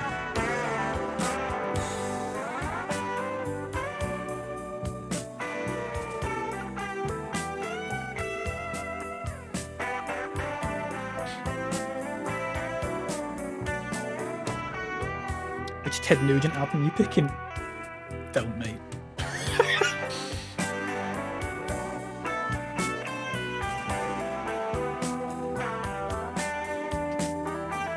Mad Molly.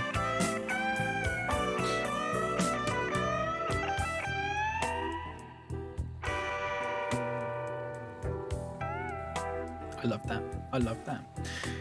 His solo in a song by Steely Dan called Kid Charlemagne. If anyone's ever heard that, or if you've not heard it, go listen to it. There's a guitar solo in that, and it is just perfect. Like, it's top 3 for me guitar solos.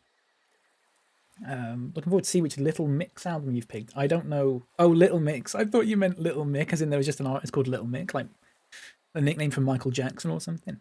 Been job hunting during this, and it really feels like my dad's in the room playing his favorite music. Mate, it's not going to get any better with this next one. Small Michael, yeah. So we're halfway through. We're in 1980. So we're into the 80s, we're well into the 80s now, everyone. Well into the 80s. I say well into the 80s. This next album is from 1981, and this one's a little bit. I don't think many of you will have heard this one. It's by a band that you've probably heard of. They've had some famous songs and stuff like that, but this sort of era of them, from 1981 to 1984, you probably won't have heard of. But I think some of you might like it for 2 reasons. One, polyrhythms. And if anyone's a music wank like me, you love polyrhythms. And 2, it sounds like a band that you'll all have heard before, especially the vocals.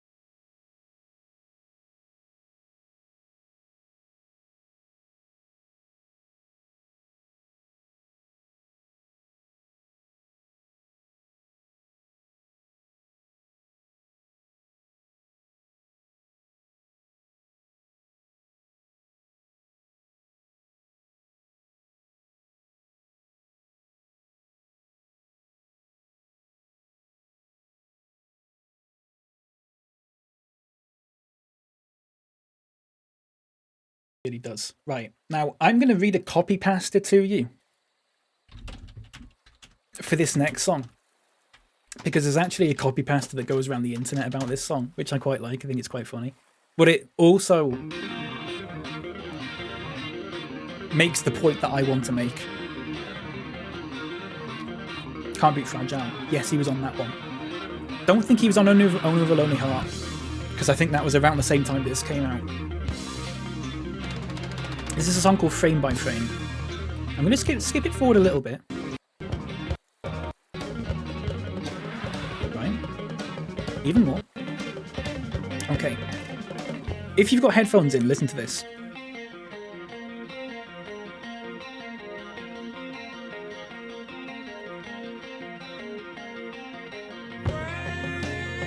Is it panning around? Well, this is the thing. It's called a polyrhythm. And I'm going to read this copy pasta about it. Both guitars are playing the same riff for a while, but one of them's playing it without the last note. So it's in 13/8 instead of 7/4 or 7/8. Okay?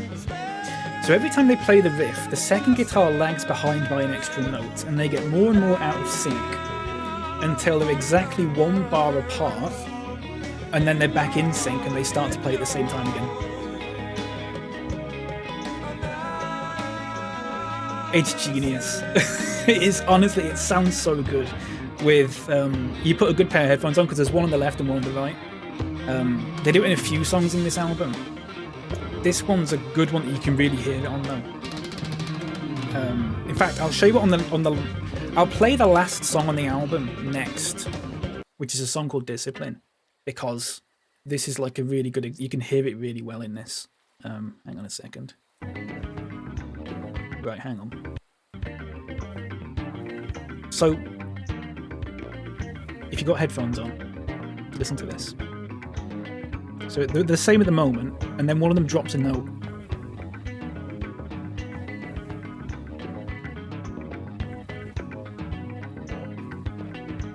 And then they go back in sync.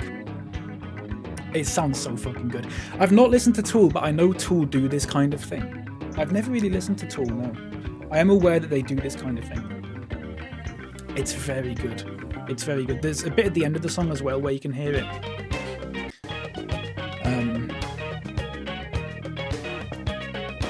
It's so good. Honestly, it just sounds amazing. The guy from Tool's other work? Yeah, maybe.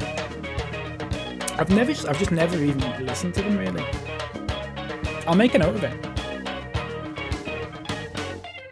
So they're playing the same thing, then one of them drops a note.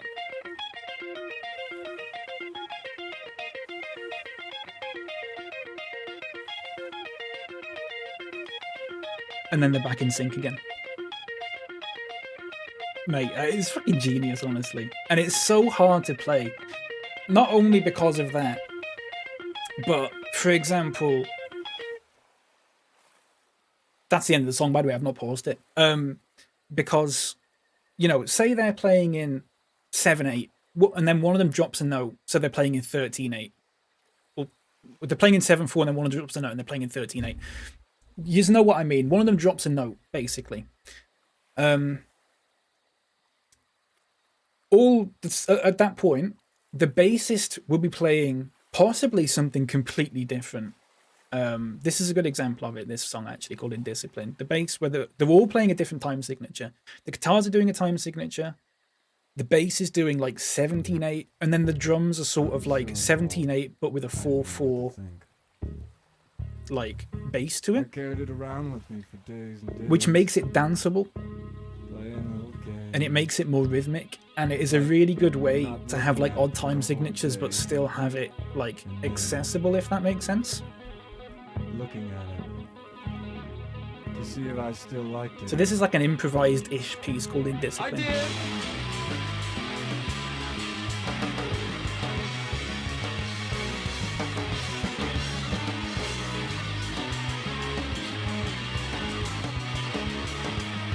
It's very nice.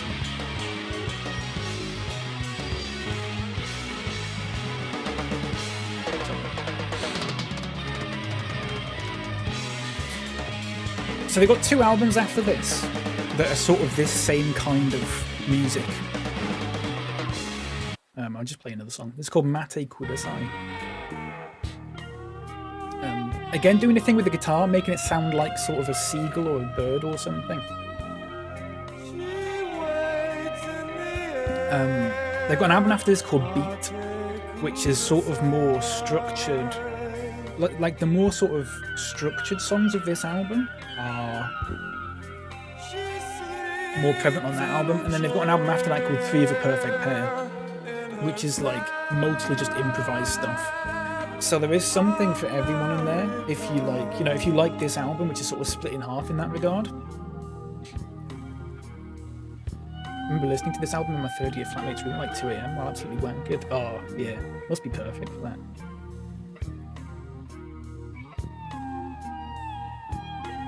I love that guitar.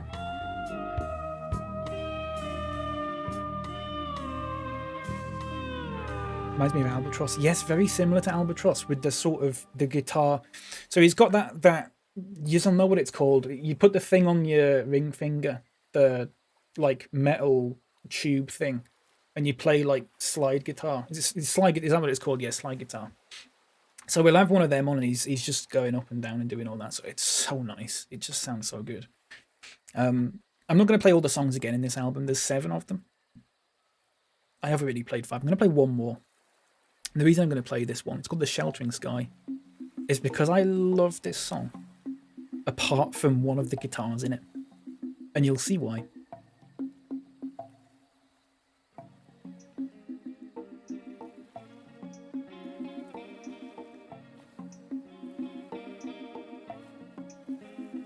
So this is really nice. I like this. Very relaxing to listen to. Very relaxing to listen to. The bass comes in. Very nice. Such a pleasant sound. Would you not agree? Then this happens.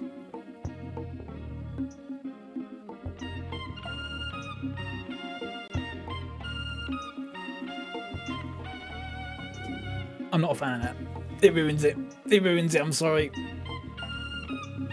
Used to like it. I get why people still like it, but for me, it was it's like without that guitar, it'd be so much more relaxing for me.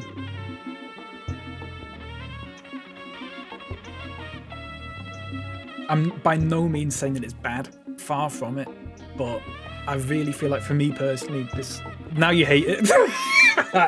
Yeah.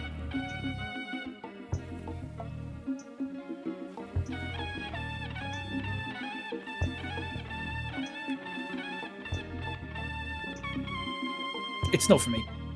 Sounds like Sweet being strangled. It is a very weird tone, isn't it? It is a very weird tone.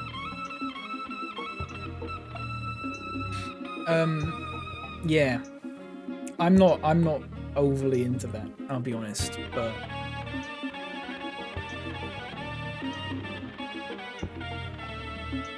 for some people they might like that, I don't know, maybe. I'm being very generous. I don't want to insult Robert Fripp. I wouldn't dream of doing that because he's a genius. But that's not my cup of tea. I think if they released a mix of this without that guitar, the song Mate Kudasai had a second guitar like that. And they released a mix with it and without it. Now the one we listened to is the one without it because that's the one that actually shows up on the album. If they'd done the same with this song, it'd be like one of my favourites because it's such a nice, just such a pleasant sounding song. Like it doesn't hurt your ears or anything until that comes in. A friend of mine plays like that and he used to get so annoyed when we jammed. Yeah. Yeah. It's Robert Fripp. I could not possibly criticise him. I think he's a genius. And I'm not just saying that so he lets me put this on YouTube without suing me. Because he's very much like that. And he has every right to be fair. But, you know, that's a very good album. Robert Fripp is just incredible as a guitarist. For those who don't know what Robert Fripp looks like, or who he is, he was the guitarist in King Crimson. He also made a lot of the sounds for Windows Vista. So if you like that operating system, which everyone does, you like him. He looks a little bit like Penfold from Danger Mouse. He also speaks very he speaks very, like, I wouldn't say posh, but he doesn't speak like someone you'd imagine in a rock band would speak. Very middle class. And he's also married to Toya Wilcox. In fact, I can show you a video of him. He seems really nice, to be fair. He seems really nice, but he's married to Toya Wilcox. They're very odd. They have a load of videos on YouTube called Toya and Robert's Sunday Lunch, which they posted like during the COVID and all that sort of thing. Let me see if I can show you this. So this is a video called ads. This is a video called Swan Lake Sunday Lockdown Lunch.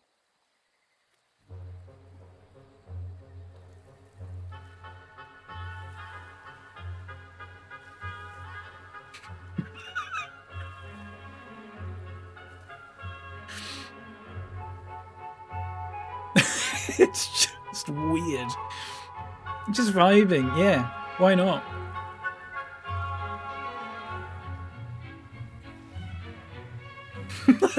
It's really good.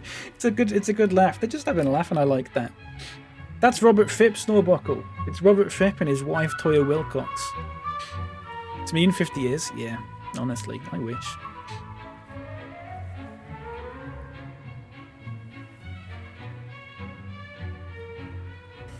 Happy Sunday lockdown lunch. Happy Sunday lockdown lunch. Yeah, there you go. So that's a thing.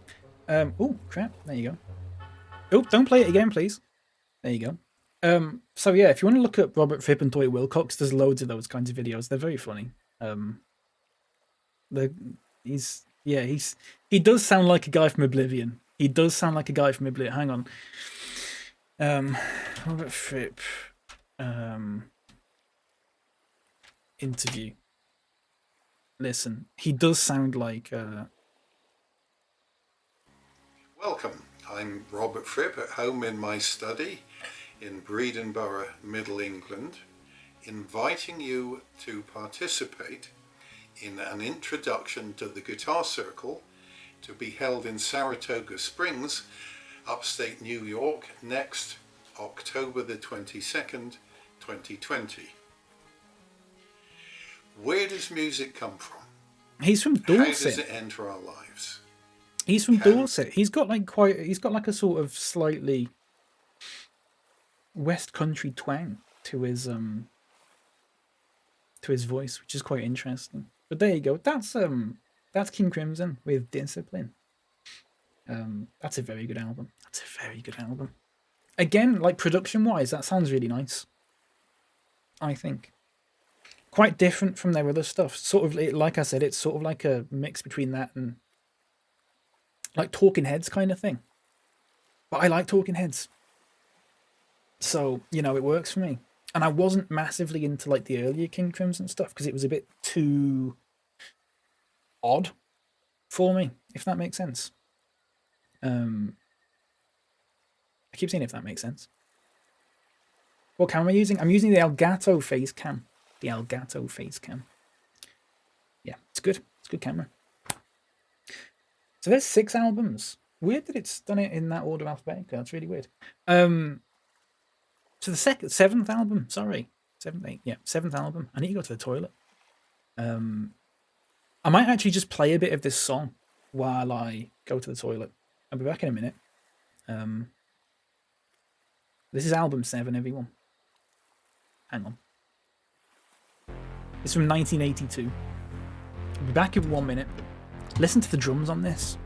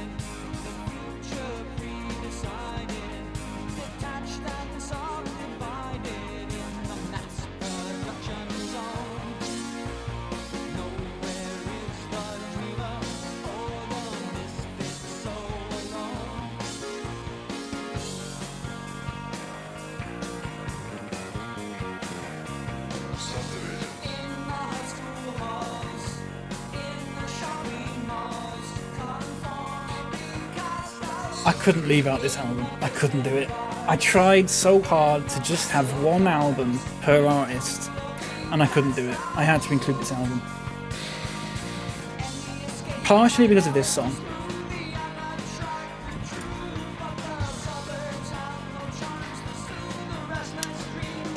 This song means a lot to me. Lyrically, which is odd because I don't normally pay attention to lyrics. But some of the lyrics in this are just amazing. I think it's for Moving Pictures. Yeah, I get that. I thought about Moving Pictures, but I actually don't like Tom Sawyer that much. Whereas this album doesn't have a song where I'm like, oh, I'm not that into it, you know. So this is Rush when they became more accessible. No long songs. No long songs or anything like that. You know, they're all 4 or 5 minutes long. More synthy, as you can probably tell. This is before they got way too into the synths and people just went, I don't really like this anymore. Which I get, but I also like that period for various reasons. So this is a song called Subdivisions. And it's basically about like being disillusioned as a child, growing up, feeling like you're sort of quite isolated, despite living in an area that is just full of people because all the houses and stuff look exactly the same. Subdivisions. Musically very good. I'm just going to pause it for a second. Because there's a lyric in this that I read it out and it doesn't sound like it would come from like a rock song. Which is, any escape might help to smooth the unattractive truth, but the suburbs have no charms to soothe the restless dreams of youth. And if you're hearing that, again, I was like 14 at this point.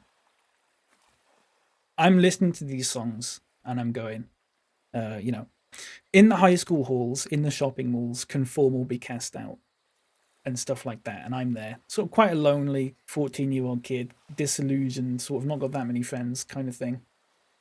I'm like, this song is about me. Obviously, it's not about me, but you know what I mean?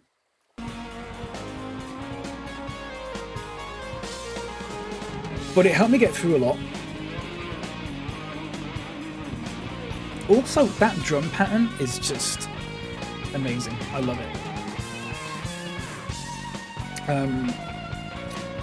What helped me though is that it was quite obviously like autobiographical. And I thought to myself, well, they've been through a similar thing and look where they are now. You know what I mean? So maybe it's not so bad.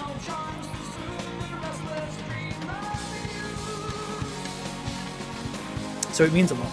I like that song. There's another song on a later album called Middletown Dreams that is very much the same kind of lyrical content. And I love it. I like that. It means a lot. But also musically, this song is just very good. If it needed to be about you, then it was. Exactly, yeah. And there's a lot of people who say that, oh, this song's helping and stuff like that. Especially Rush fans who tend to be, perhaps stereotypically, but maybe there's some truth in it, a little bit like uncool. You know what I mean? Maybe not these days, but certainly back in those times. That was definitely the case. Well, not definitely, but quite often the case. So that's a very good song. And that's just the first one. There's 8 songs in this. I don't think I'll go through them all, but I'll pick the highlights. This next song is called The Analog Kid, and I've talked about this song on stream before I just hit my mic there, I'm sorry. It's one of my all-time favourites of like any song ever.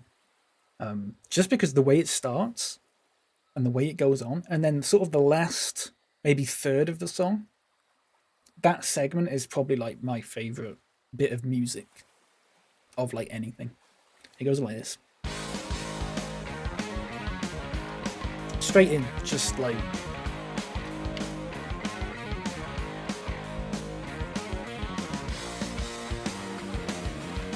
a very, very, very fun one to play on bass. Very fun. The only difficult bit is that main riff because it's too fast for me. I can't do it. Very nice. There's a lot of songs you love when you were a teenager, and I look back and it's like, this is about you being trans, you just didn't know it, that's why it resonated with you. Yeah, exactly. Yeah. Yeah, exactly. Also helped for me personally that song, the lyrics were quite easily understandable. If that makes sense. There were very little like hidden meanings or anything like that. It was basically, you know, take these lyrics at face value, and I quite like that. You don't get that too often. People always do like metaphors and stuff like that, which is fine, but not for me personally. But I just love this song. Like the energy that it has. It's called The Analog Kid, and it's sort of similar-ish to Subdivisions.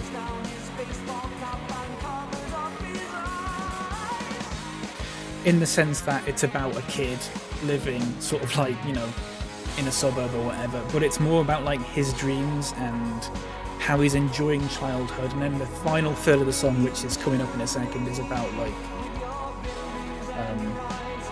you know, he's growing up a little bit, and he's a bit wary about what the future holds and that kind of thing. Again, quite relatable for me. This bit.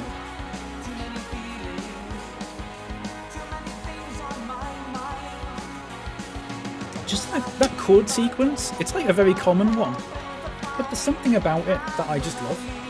It's such a common one though.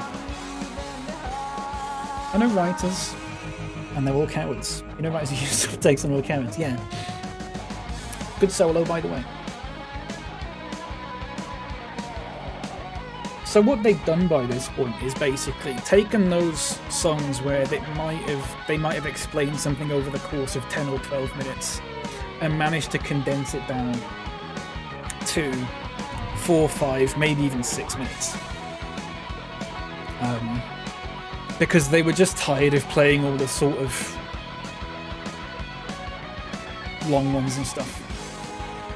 But it works. It's quite got like a sort of new wavy feel to it. Some of the songs.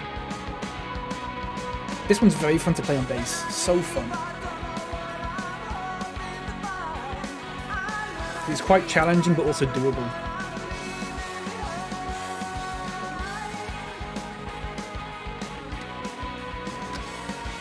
Just that synth. I love it. I don't know why. It's so simple, but I love it.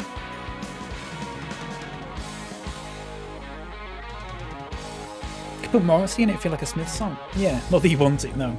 Yeah, I get what you mean. I get what you mean. Feel quite privileged to have... Yeah, sorry, I can't talk. Feel quite privileged to have these things shared with us. Thank you. You're more than welcome, Nightlights. You're more than welcome. I do like talking about this stuff, like I said. Very much a fan of it. This next song I'm going to play, I'm going to skip a couple of tracks.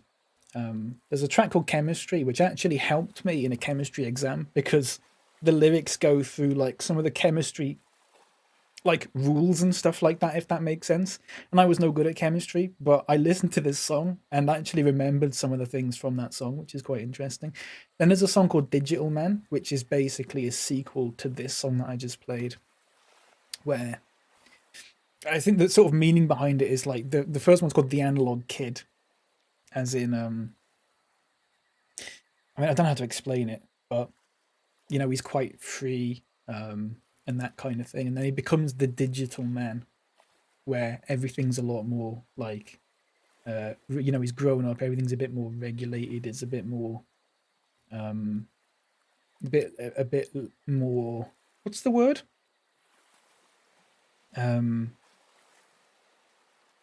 Big fish, little fish, cardboard box. You know what I mean? Do you sort of get what I mean with that? That probably didn't explain it very well at all. Regimented, yes, exactly, yeah. Rigid, yeah. That kind of thing. And that talks about that kind of thing. But I'll leave those two songs. They're worth listening to. Digital Man's a very good one bass-wise. I'm going to play one called The Weapon now. And it starts off with a really nice drum beat, which gets loud as it comes in. So it might take a minute.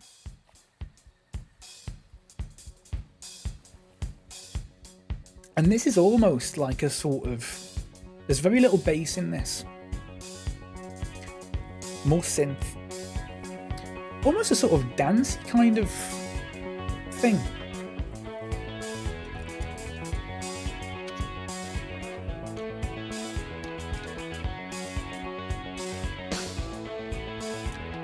I don't know if you agree with that, but I like that. It's very good rhythm. And I'll just skip forward to about 4 minutes in when it's a bit of a guitar solo, but it's that same beat again. And it just builds up, and then it's not. I mean, compared to some of the, it's 4/4. It's 4/4, and there's the sort of like, there's the hi-hat thing going on. It's a bit more, you can move your head to it. Maybe not dance, but you know.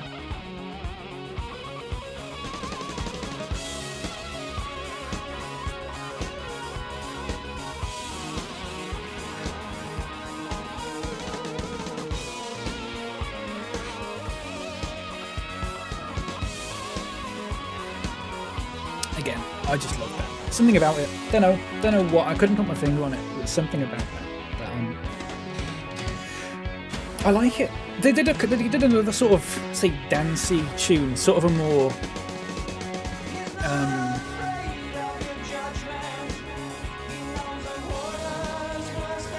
less proggy, I'd say. More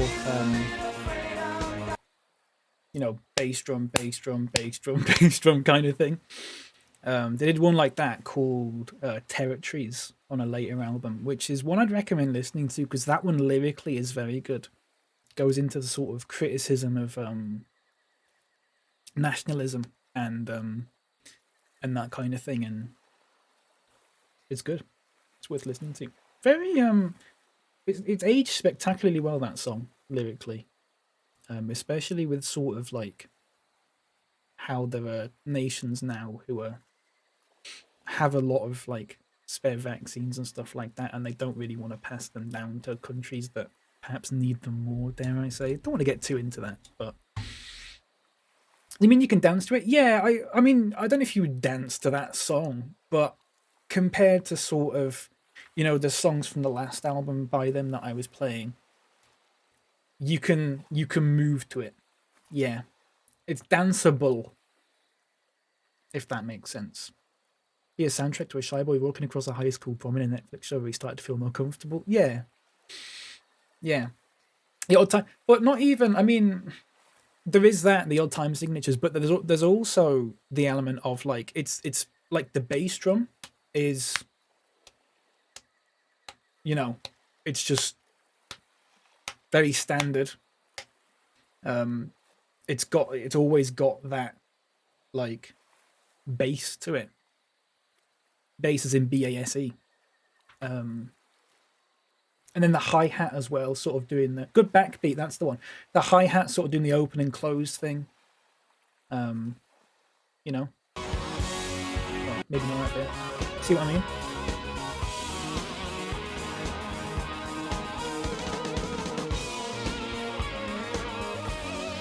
So much music in dancing doesn't have a straight 4/4 kick. That is true. Absolutely. No, I agree with that. The Discipline album was a very sort of similar thing where it always had that 4/4 sort of backbeat, and then there was just other stuff going on, which means you can, perhaps I'll rephrase it as you can tap your foot to it. Like a walking beat, yeah. Yeah. Movable, yeah. You get what I mean. Who likes The Police? Not The Police as in The Police as in the police force. Who likes The Police, the band? Yeah. But yes, the band. No to both. That's fair. This next song, All Stings of Bastards, yeah. This next song is basically just The Police. And I'll skip it to about 30 seconds in. They come to both. That's very much and you might go, well, this doesn't sound like The Police, but just give it about 5 seconds.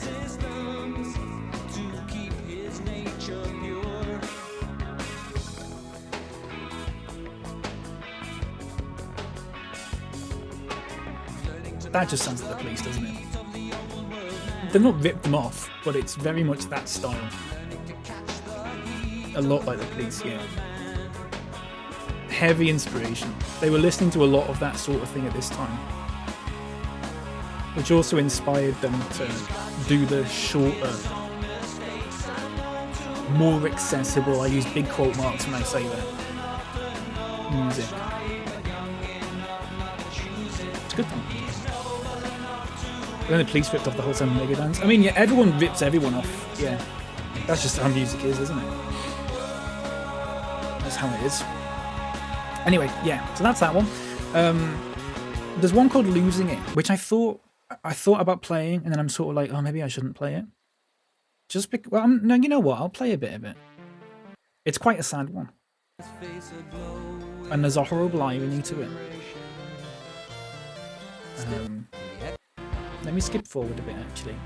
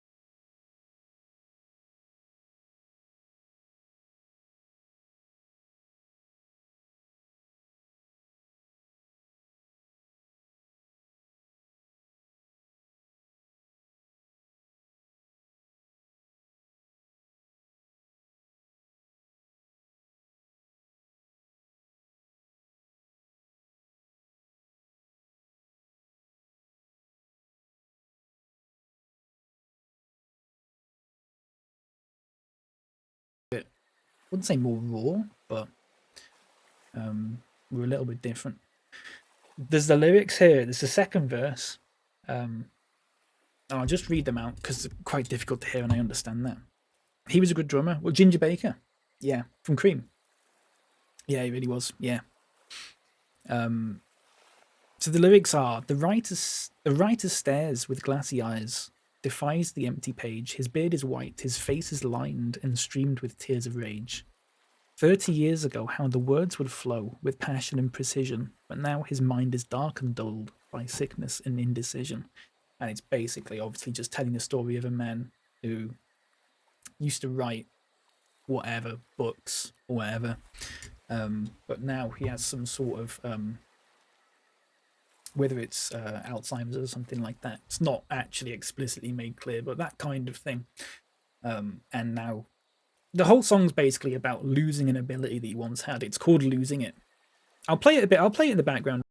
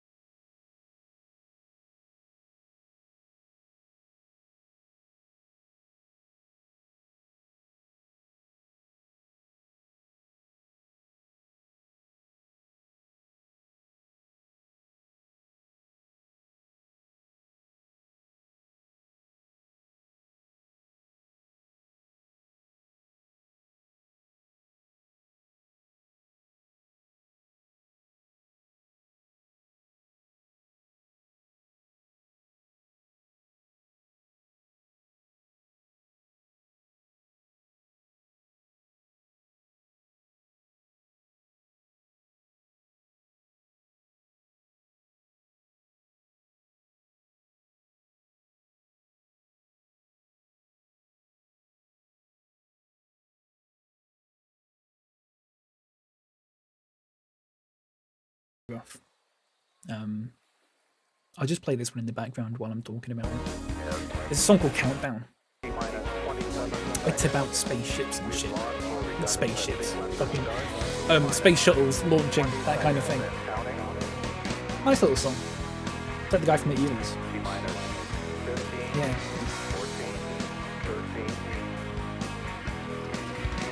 It's so sad, isn't it? Like, how that can all happen to one person in such a short space of time and stuff like that. He lost every member of his family before he was like 30, yeah.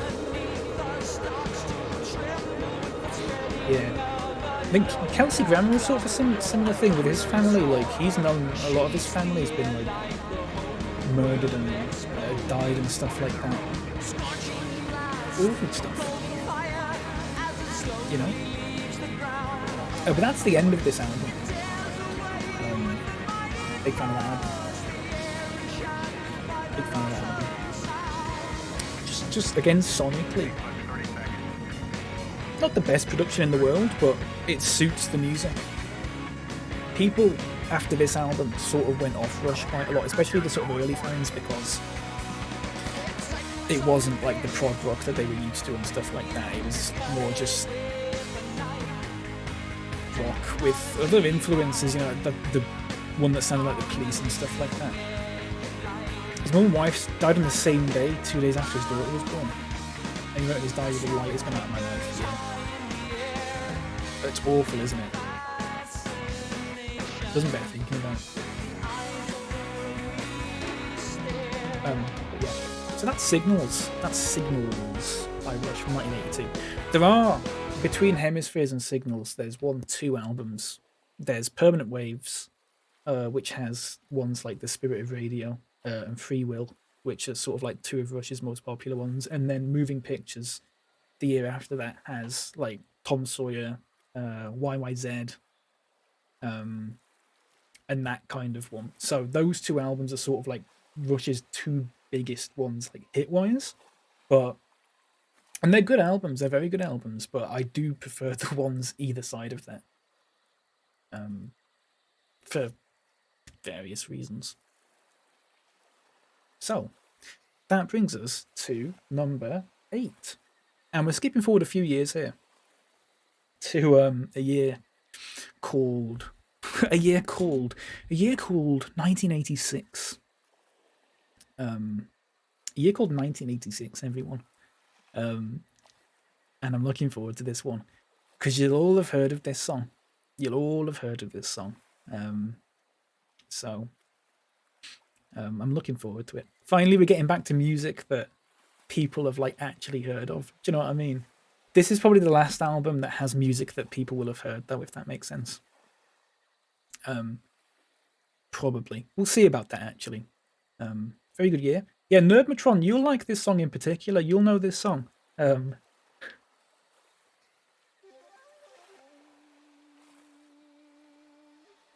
is playing. It's just very quiet. Don't know if you can hear that. Ryan knows what it is. Snorbuckle knows what it is.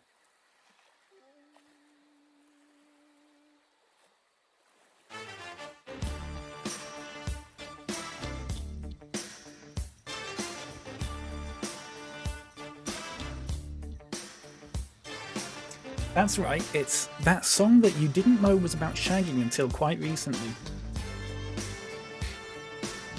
That Nerdmatron sang.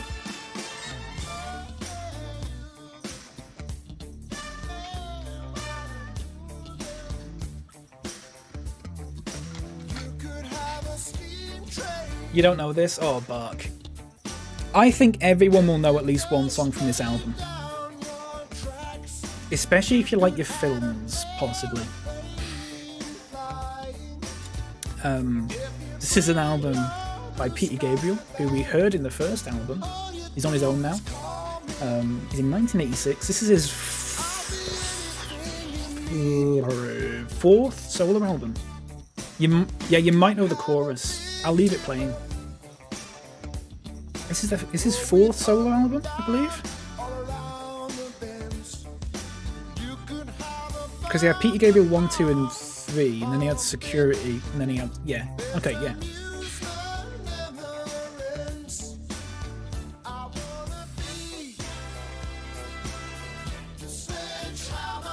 responsible for my least favourite cover of all time. What is that? He did do an album of covers, and I didn't really like them. I do prefer him doing his own stuff. Oh, The Buck of Love. Yeah. Yeah. I'm not a massive fan of a lot of Peter Gabriel's later stuff. Legendary video too. Thanks, Arben. Yes, Arben did the video for this, and also the video for another song on this album as well, which we'll get to in a bit.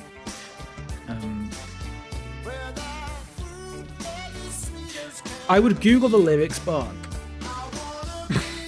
I'd Google the lyrics. That's all I'll say. Or riled in. There you go. So this is an album called Sober Peter Gabriel. This is actually the second track on it. The first track's one called Red Rain, which I'll play a bit of because I quite like it. I'll just skip it forward. There you go. Again, the production on this is probably one of my favourites. It's maybe not like perfect production, but there's a lot going on, and I quite like that. But I do have the remastered version, so. His voice is so good. I think he might be my favourite vocalist ever. I saw him live in 2014. Best gig I ever went to. Hope you're enjoying chat about music. Hello, Tall Nerd. We are. I am. Hope everyone else is. My phone does the thing where it listens to music you can hear and displays the song on the screen, and your pitch shifting has prevented it from finding anything. Good. Oh, the Shazam thing. Yeah. That's good, I'm glad. That's a song called Red Vein. Some of you will have heard this song.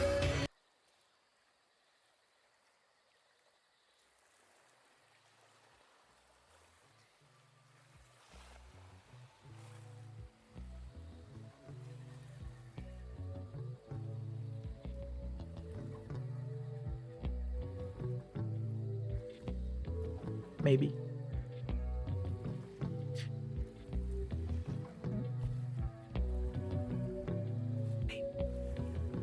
Fun fact about this song. By the way, the bassist on this album, Tony Levin, who we heard a few albums ago.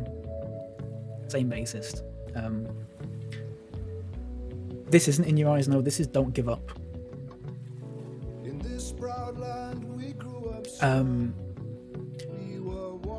Fun fact about this song, when they were trying to do the bass sound for it, Tony Levin's actually muted the strings by at the bottom of the bridge of the bass, just sticking a nappy under there. Not a dirty one, of course, but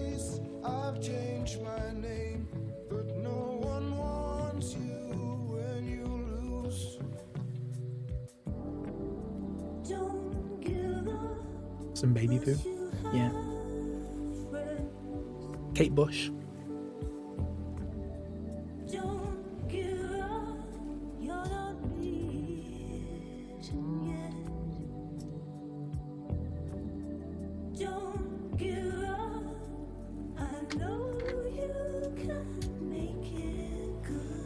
Very good song, that. I recommend listening to that in full. It's a very nice song. Very Peter Gabriel, it really is, yeah. This one's quite popular, I believe. But not massively. This is Peter Gabriel's So. Very good snore vocal. Yeah. It's So, Peter Gabriel. Oh, you're thinking of the album cover? Yeah. The album cover does say So Peter Gabriel, to be fair. Pointing the wrong way. Yeah. Then there's one called That Voice Again, which is like fine. Quite a nice little song. I like the drums on this one. It's Manu Katché on the drums, who I think still tours with Peter Gabriel now, whenever he tours. I don't think he really does it anymore, but when I saw him live, it had Tony Levin and Manu Katché and David Rhodes, who also played guitar on this album, I think. Possibly. This one's not like my favourite, but it's a nice little song. I like the drums. Quite like those little sort of thumping sounds in the back and all that kind of thing. I like it. But I'll skip over this one because the next one is one that you'll probably all know, maybe.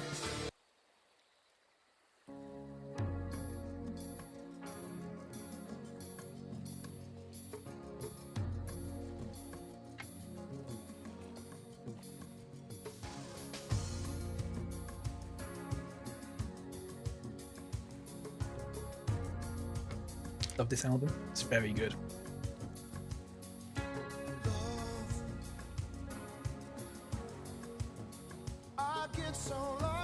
So yeah, this is In Your Eyes from, is that what the film's called? Say Anything, with John Cusack or whatever his name is, holding the boombox above his head. If anyone's seen that, so like a pretty famous scene from films, presumably, as far as I've heard. It's this one. It's a nice little song. Again, not my favourite, but it's a nice little song.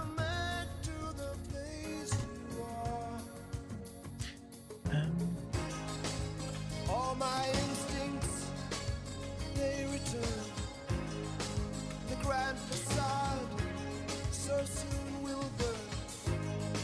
Without a noise, without my Reminds you of Future Islands. Did not expect you to be referencing films in this. Can you do films next? Yeah, well, Desert Island Films. I haven't watched 10 films, no. That's true. Paddington 2's on the iPlayer, by the way. This is not Africa by Toto. It's not, no. Same beat, but again, that beat's just taken from people before that, so, you know. I like this song. This is one called Mercy Street. Again, it's got a nice little sort of rhythm.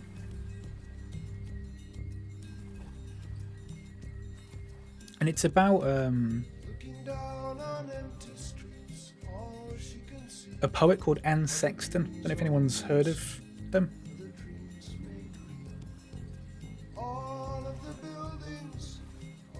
Maybe, maybe not.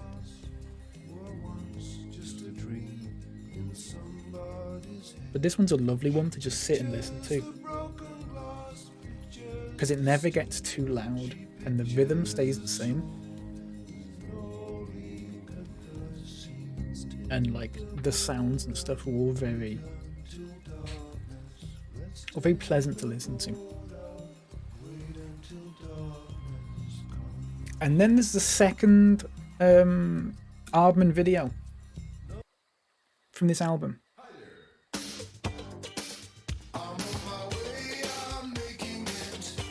I don't know if anyone have heard this one. Nightlights You Have. You like this one? It's a good one, isn't it?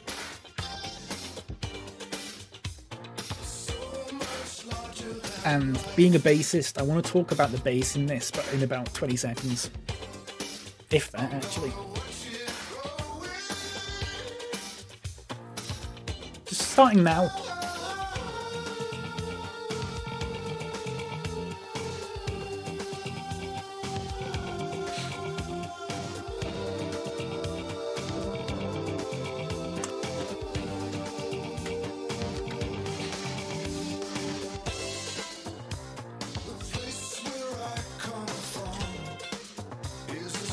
So the bass in this is Tony Levin again, of course. It's Jerry Marotta on the drums, who I believe is the younger brother of Rick, who we've heard twice already. And the way they did the bass on this is Tony Levin is playing with his left hand on the fretboard, And Jerry Marotta is actually drumming the strings at the bottom, like the appropriate string, which gives it that quite percussive sound. And it ended up with Tony Leving having an idea where, and I've got some, I can probably find them. Basically, you get a drumstick, cut it in half, and tape them to your two fingers. So you got drumsticks like hanging off like that, and then you play the strings like that, and they're called funk fingers. It's obviously a little bit more than just cutting a drumstick in half. It's like, I'm just trying to picture it.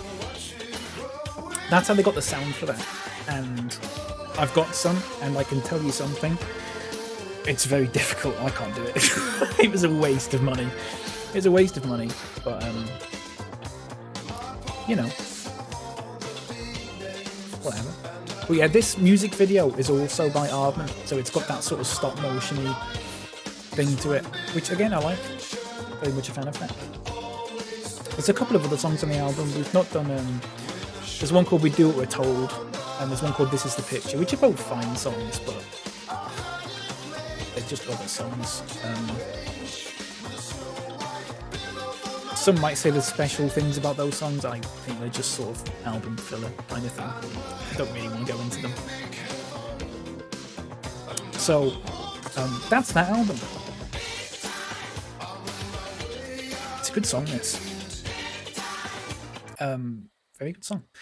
So, goodness me, can you believe we're at album 9 already? Album 9. Number 9. But that's a very good song. Yeah, very good album. That a lot of good songs on that album. Yeah, he did very good at sort of getting all his good songs and sticking them on just one album. The albums before that are fine, but they're albums where it's like there's a good song and there's a song that is not so good, and then there's a good song and there's a song that's not so good, and there's a good song, very much like that. But that album is very good, and then again the albums after that, good song that's not very good, good song's not very good. What am I trying to say? I mean, Salisbury Hill's one of the good ones from the first one. But then there's like songs on there like Moribund the Burgermeister and stuff like that, and I'm just like, I'm not particularly interested in a song called Moribund the Burgermeister personally.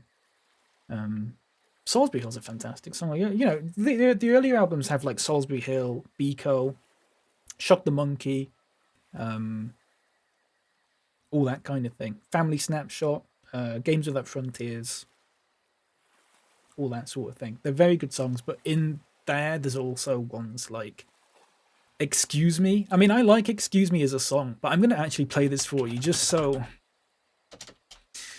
you know what I'm talking about. Just so you know what I'm talking about with this song. This is a song on his first album.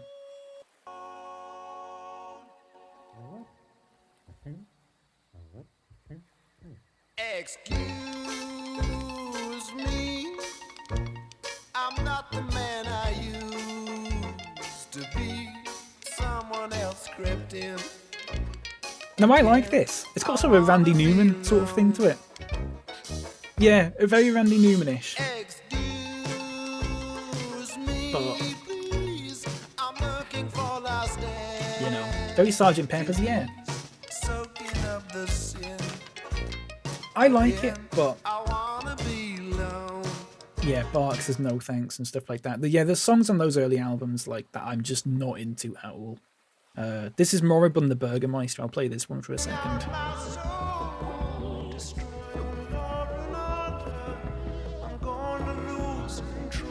Like, this just does nothing for me, personally. Very experimental, this album. Not for me. Not for me. Pretty much been able to track the change of musical approach and sound from the 70s into the 80s. Turn that off. It's unironically very interesting. I'm glad you think so. Glad you think so. It's been in loads of films, but don't think a Hugh Grant one. Salisbury Hill. Yeah, Salisbury Hill's been in a lot of things. Yeah, it's a popular one. Corpse, hello. Where's the Brian Wilson Island songs? I haven't got any Brian Wilson in this, sadly. Sorry to inform you. Sorry to inform you. Right, so we've got 72, we've got 76, 2 from 78, we've got 1980, we've got 1981, 1982, 1986. What year's going to be next, everyone? What year's going to be next? What do you think? Must be Ed Sheeran, for one. When do we get to John Bon Jovi? Space Chat says 1988. Snorbuckle says 86. Leopard says 87. Rice says 90. Lane says 1615. Yeah. Got some music from the 1610s. Bark says 2006. Nightlight says 2007. Yeah, there's no Bach yet. No. Leopard says Green Sleeves. Yeah. Green Sleeves. Now, this is an album that you probably won't have heard, but you will have heard, some of you will have heard of the band because they've had music in things before. And if you've not heard the band, you'll have probably heard the vocalist.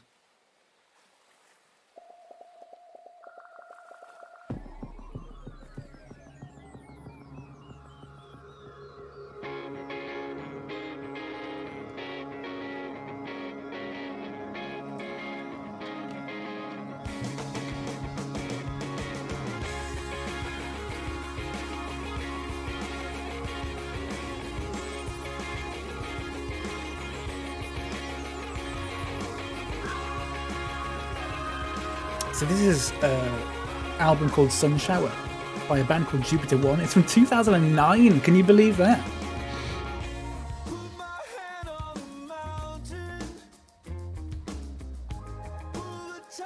From this century, yeah.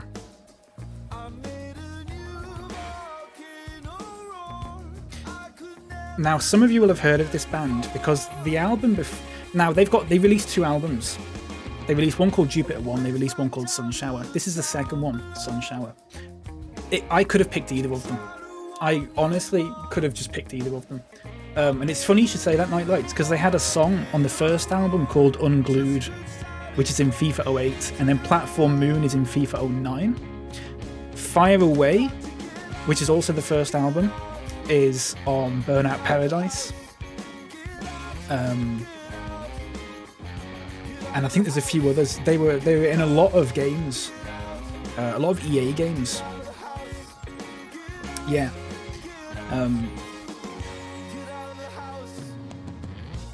That's how I heard of them, at least. That's how I found out about them. But I did pick the second album. There's something about it that I prefer. I'll just play another one. That was called Volcano. This one's called Flaming Arrow. And I do like this. Just out of interest, does anyone recognise the vocalist? EA soundtracks can be quite good for discovering music. Yeah, absolutely. Because it's not just like there's such a wide range of like music from all over the world. Yeah, it's Kishi Bashi. If anyone knows Kishi Bashi,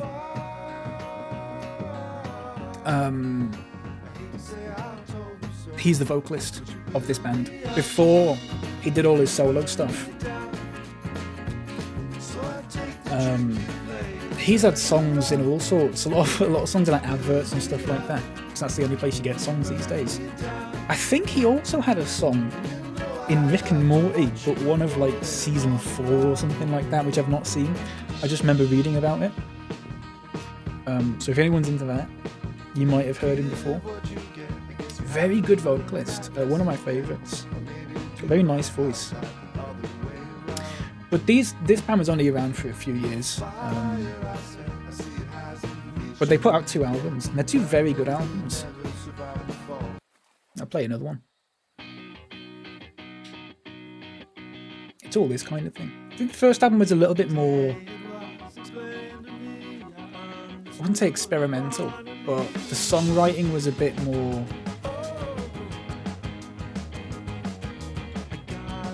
a bit less formulaic, even. Yeah, a bit less formulaic. But that's fine. If anything, that's a good thing. But I went for this one. Just got a nice vibe to it. It's got a lovely vibe to this sort of music. This next one's called Find Me a Place, and it's one of my favourite songs. I'll just skip it forward a bit, hang on.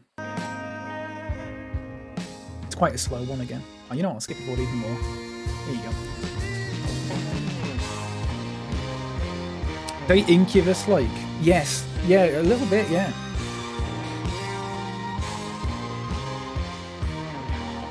If you'd asked me what music I would have assumed you liked before I got to know you, this would have been what I... Yeah. And I like this kind of thing, but not a whole lot. One of the reasons I like this album quite a lot is because the production sort of... Production-wise, the sound is quite a throwback, as in it does this thing where it's not all compressed, it leaves moments where it's really quiet. And that kind of thing, and I'm a big fan of that. This was in sort of late 2000s, and the early 2000s is where you had that loudness war where every album was just, let's be as loud as we possibly can. And I hate that. You know what I mean? How'd you do an album that nowadays? Yeah, an album doing that nowadays. I know. Crazy, innit?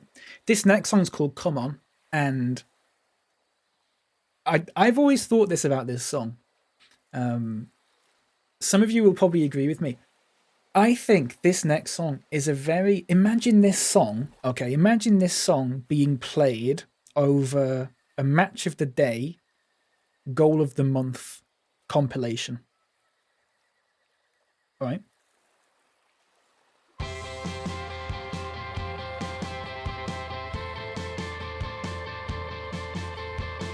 It's that exact vibe, but I like that. Very specific, yeah. Soccer AM Techers montage, yeah, nailed it. It's mad they haven't ever used that. Ooh. Yeah, just play some football highlights over this.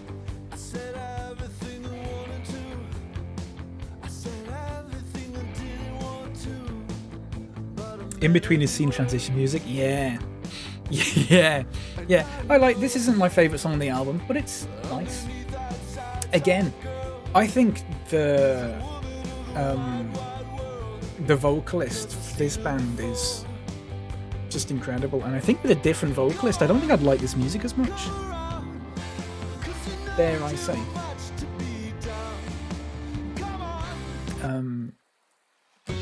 This one's called Strange Teacher, and this is one of my favourite songs, again. Probably even more than Find Me a Place, actually. One of the songs... I like these sort of like quieter, slower ones.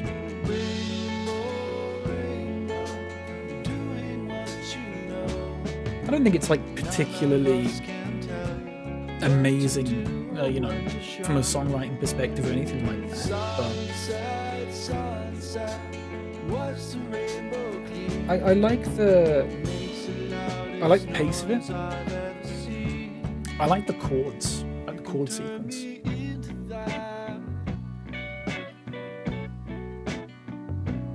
Like a little tribute to Paranoid Android. Yeah, I can see that. It's a nice little. It's a Ben Folds 5 song. Yeah, I think it's a nice little song. Don't think it's particularly, you know, the best song ever, but it's just something in my brain likes it, and that's all that it needs to be, you know.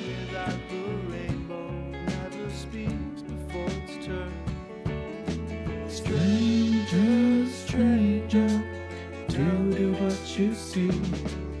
Excited to see the last album. It's a yeah, okay. I won't reveal anything about it. And then the last song on this album is just a little quick Long time ago, sort of down to Mexico, acoustic-y thing. But again, the vocals. the oceans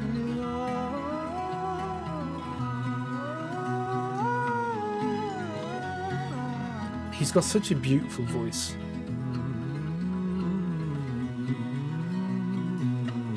And I almost feel bad not having listened to a lot of Kishi Bashi stuff, because apparently it's meant to be quite good. Yeah. Louis Soprano tone, yeah. Oh, just fantastic. I'd love to be able to sing like that. I'd love to be able to sing like that. There's a couple of other songs in that album that I've not got into, but I've been into most of them. But that was Sun Shower, which I need to take the glow off that one. There you go. But one album left, everyone. And again, I don't think this will be one that, of all the albums and all the artists, I think this will be the one where people just haven't heard of them, maybe. 2010s. It is 2010s. Now, I had to find out about this because I looked online and the release date for this album is either 2013, 2012, or 2011. Because apparently it was released 3 separate times. One by themselves, one with a label, and then one with another label. I've gone with the most common year that it's that it says online, which is 2012. Okay, here we go. Hang on.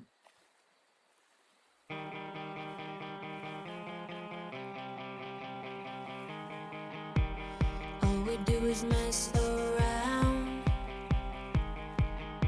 but I know that it's love we found, and I know that it's here to stay.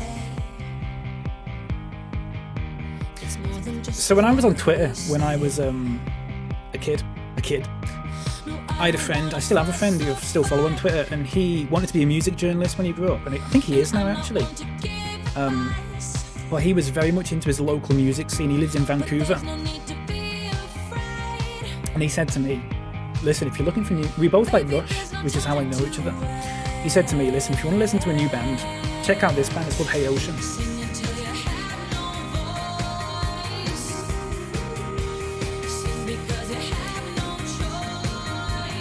And it's a band where musically, it's not my sort of...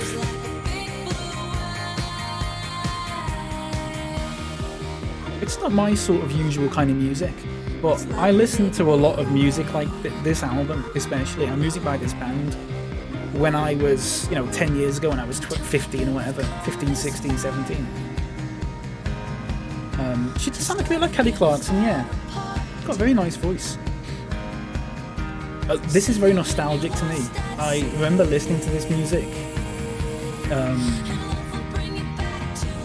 like walking to school on a summer's morning, and it was really warm and sunny. It used to take me 45 minutes to walk up to school. The Joy Formidable? I'll take a look. I'll take a look at that. So, in terms of like musicality, not like my absolute favourite, but I did listen to a lot of this and I did enjoy it. And I still enjoy it now, but it's like not my absolute favourite, So I'll just play another one. Look, hang on.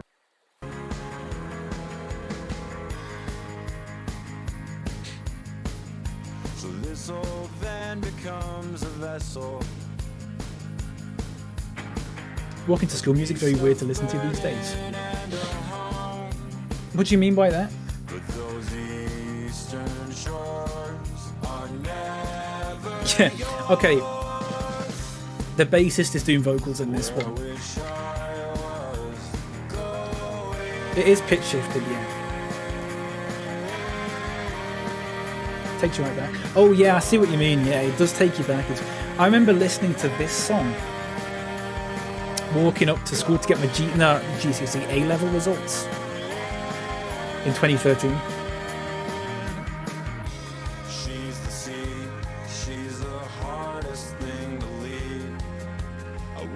Glad I got to hear this last. Fuck. Glad I got to hear this last one, but I gotta go for a bit because there's someone coming to look at my house. Take care, Bart. Hope it goes well. Hope it goes well. Probably some of our earliest time of listening to music we'd chosen to listen to. Yeah, exactly. Yeah. This is a song called Jolene, by the way, which explains this bit.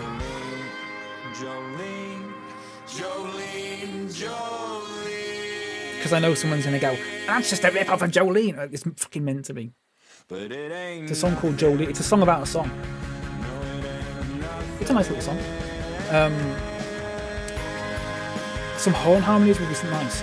Now, on this album they didn't have horns. On the previous albums, I'll play one of the songs from the previous album, if you remind me. They have horns, and it's very nice. They moved away from that for this one. But I like that song. My favourite song on the album is this one. It's called Islands. Islands. And it's a very nice little... There you go. Sorry. Ooh, crap. There you go. Sorry.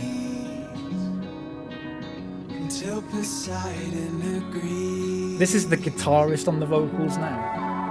We could build an island, you and I could swim beside where we could ride the tides until we fall asleep at night. We could build an island, you and I could swim beside where we Again, I have a very specific memory for this song,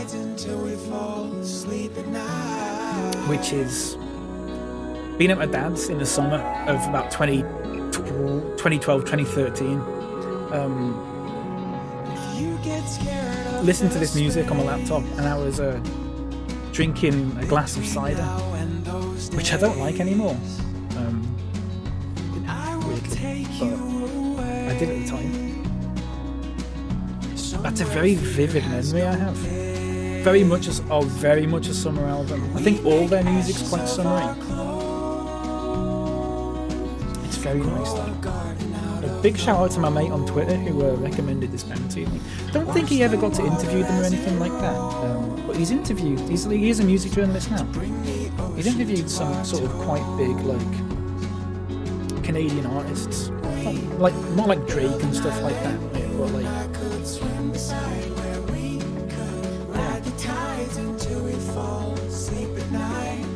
Yeah, I like this. It's not. Whoa, I don't know what that is now, so I cannot possibly answer that. Sorry. Is his name Anthony Fantano? It's not, no. It's not. This is another song, obviously.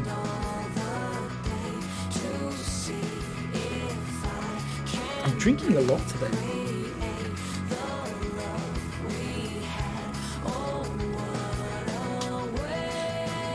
Trout Mask Replica. I couldn't get into that. I could not get into that. I have got a Captain Beefheart album. I always call him Captain Beefheart. Like that. That's what I always call him. Yeah.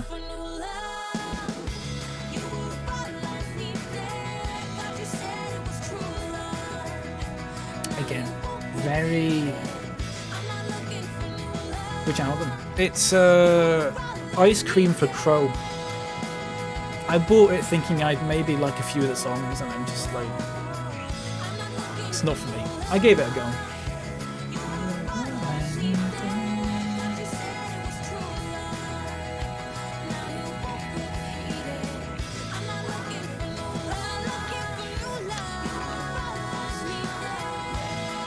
So yeah.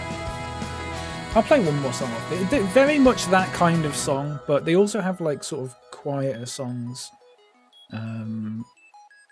Let me find what's that one called that I always like listening to? It's called Forgive. It's full of like little sort of, there's about 13 songs on the album. And it's got like those songs, but it's also got sort of like little ooh, what's this song? That's not right. I can't for the life of me find the song on YouTube for some reason. I've got a feeling It's like stuff like this. over my head. I've been thinking of leaving. Little sort of acousticy. Cause I'm not scared of dying. No, I'm only scared to live. Oh wait, well, let me find what's that other song? Terrified of trying, of giving you all that I can give. What's that song called? All that I can give. There's a song on the album. All that I can give. This one. Remember when we were talking about flute? Flutes.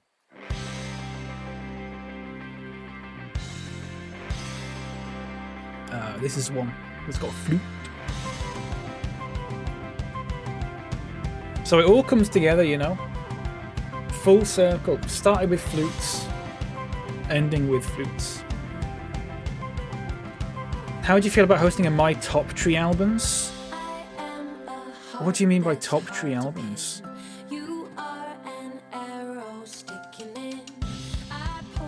Or where people talk about their top 3 albums? Top tree albums. It's because you've written it like how you'd say it. I don't know, maybe. Possibly. I feel like I would only... It sounds like I'm being an arsehole, but I think I'd probably only be interested if people were into the same music that I'm into. Does that sort of make sense? Not interested in other people's music. If it's good, it's good. But I'd hate it if someone was like, oh yeah, let's listen to my top 3 albums, and I was just listening to it and I was just going, I just don't like it. I can't feign liking music. I can't do it. I'm not going to be like, oh, this is shit, but like, because I'm not an arsehole. But I'd be like, you know, this is not my cup of tea or whatever. But I wouldn't want to sit and go, oh yeah, it's good this, and it's just not. You know? So Solid Crew album away then? Yeah. Yeah. Anyway. There's your top 10. There's your top 10. I will talk very briefly. Let me pause this. Actually, you know what? I'll just play one, but I'll play it really quietly. There you go. That's very quiet, isn't it? Let me turn it up a bit on the there you go. So there's a few albums that I didn't include. Not an arsehole for critiquing music, though. That's what part makes me... Yeah, no, but there's a difference between being like, oh, I don't like this and here's why, and just being like, this is shit. And I feel like I couldn't be bothered to sit there and go, this is why I don't like something. You know what I mean? Very much enjoyed the last 2. Well, there you go. I think there's something for... I'll say something for everyone. Something for most people in there. You know? Something for a lot of people. A lot of different stuff. Ish, kind of. Not really, actually. I've got a few albums here that I was thinking of including, and I've mentioned a couple of them already. I said I was going to put in Fighting by Thin Lizzy instead of Jailbreak. I was going to put in A Farewell to Kings by Rush instead of Hemispheres. I did not do that. There was a few albums where I was like, oh, maybe I should put this in, maybe I should put that in. There was, in chronological order again, Silk Degrees by Boz Scaggs. And then also Middleman by Boz Scaggs from 1976 and 1980. I was very tempted to put those in. I decided not to in the end, but they're good albums. I had Phil Collins, But Seriously from 1989. But I know that people wouldn't like me listening to Phil Collins. There's 2 albums by the Highwaymen that I've got in here. Highwayman 1 and Highwayman 2, which was a supergroup, a country supergroup, which had Johnny Cash, Chris Christopherson, sorry, can't say his name, Waylon Jennings and Willie Nelson. They had a song in Grand Theft Auto 5, by the way, called Highwayman, which is a very good song. What I have is an album by them, which is actually just the first 2 albums in one big album, and I was going to include that, but then I realised it was a compilation album, and I was very disappointed, because that would definitely be in there if I could have got it in there. Very good album. Some good covers in there. And then the other one was the Planet Coaster soundtrack, which I decided to you know, I didn't want to put a game soundtrack in. I felt like it might be a bit controversial, maybe, because it was made for the game. But it's fine. I don't think I would have ended up putting that in anyway.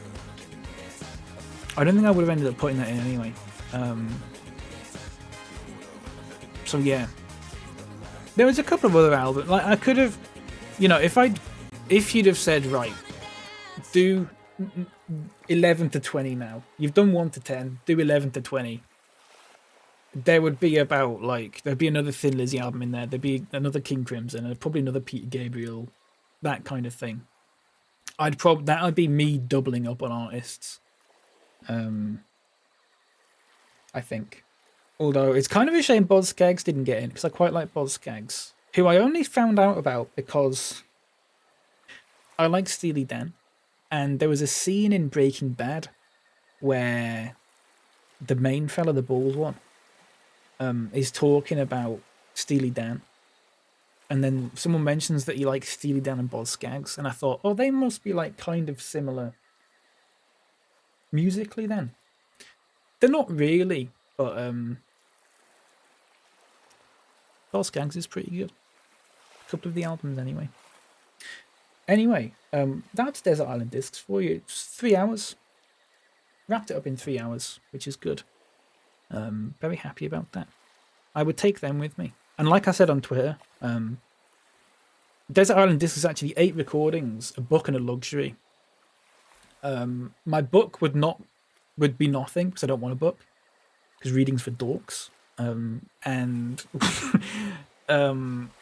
my luxury will be the ability to take 10 albums instead of 8 records. So that's how I'm getting around that. So there you go. There's your 10. Let's get a thumbnail set up. Let me remove this so the lighting's a bit better.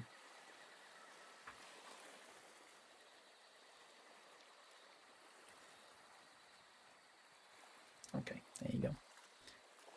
Nice. Okay, I'm going to take a quick break, everyone. I'm going to take a quick break.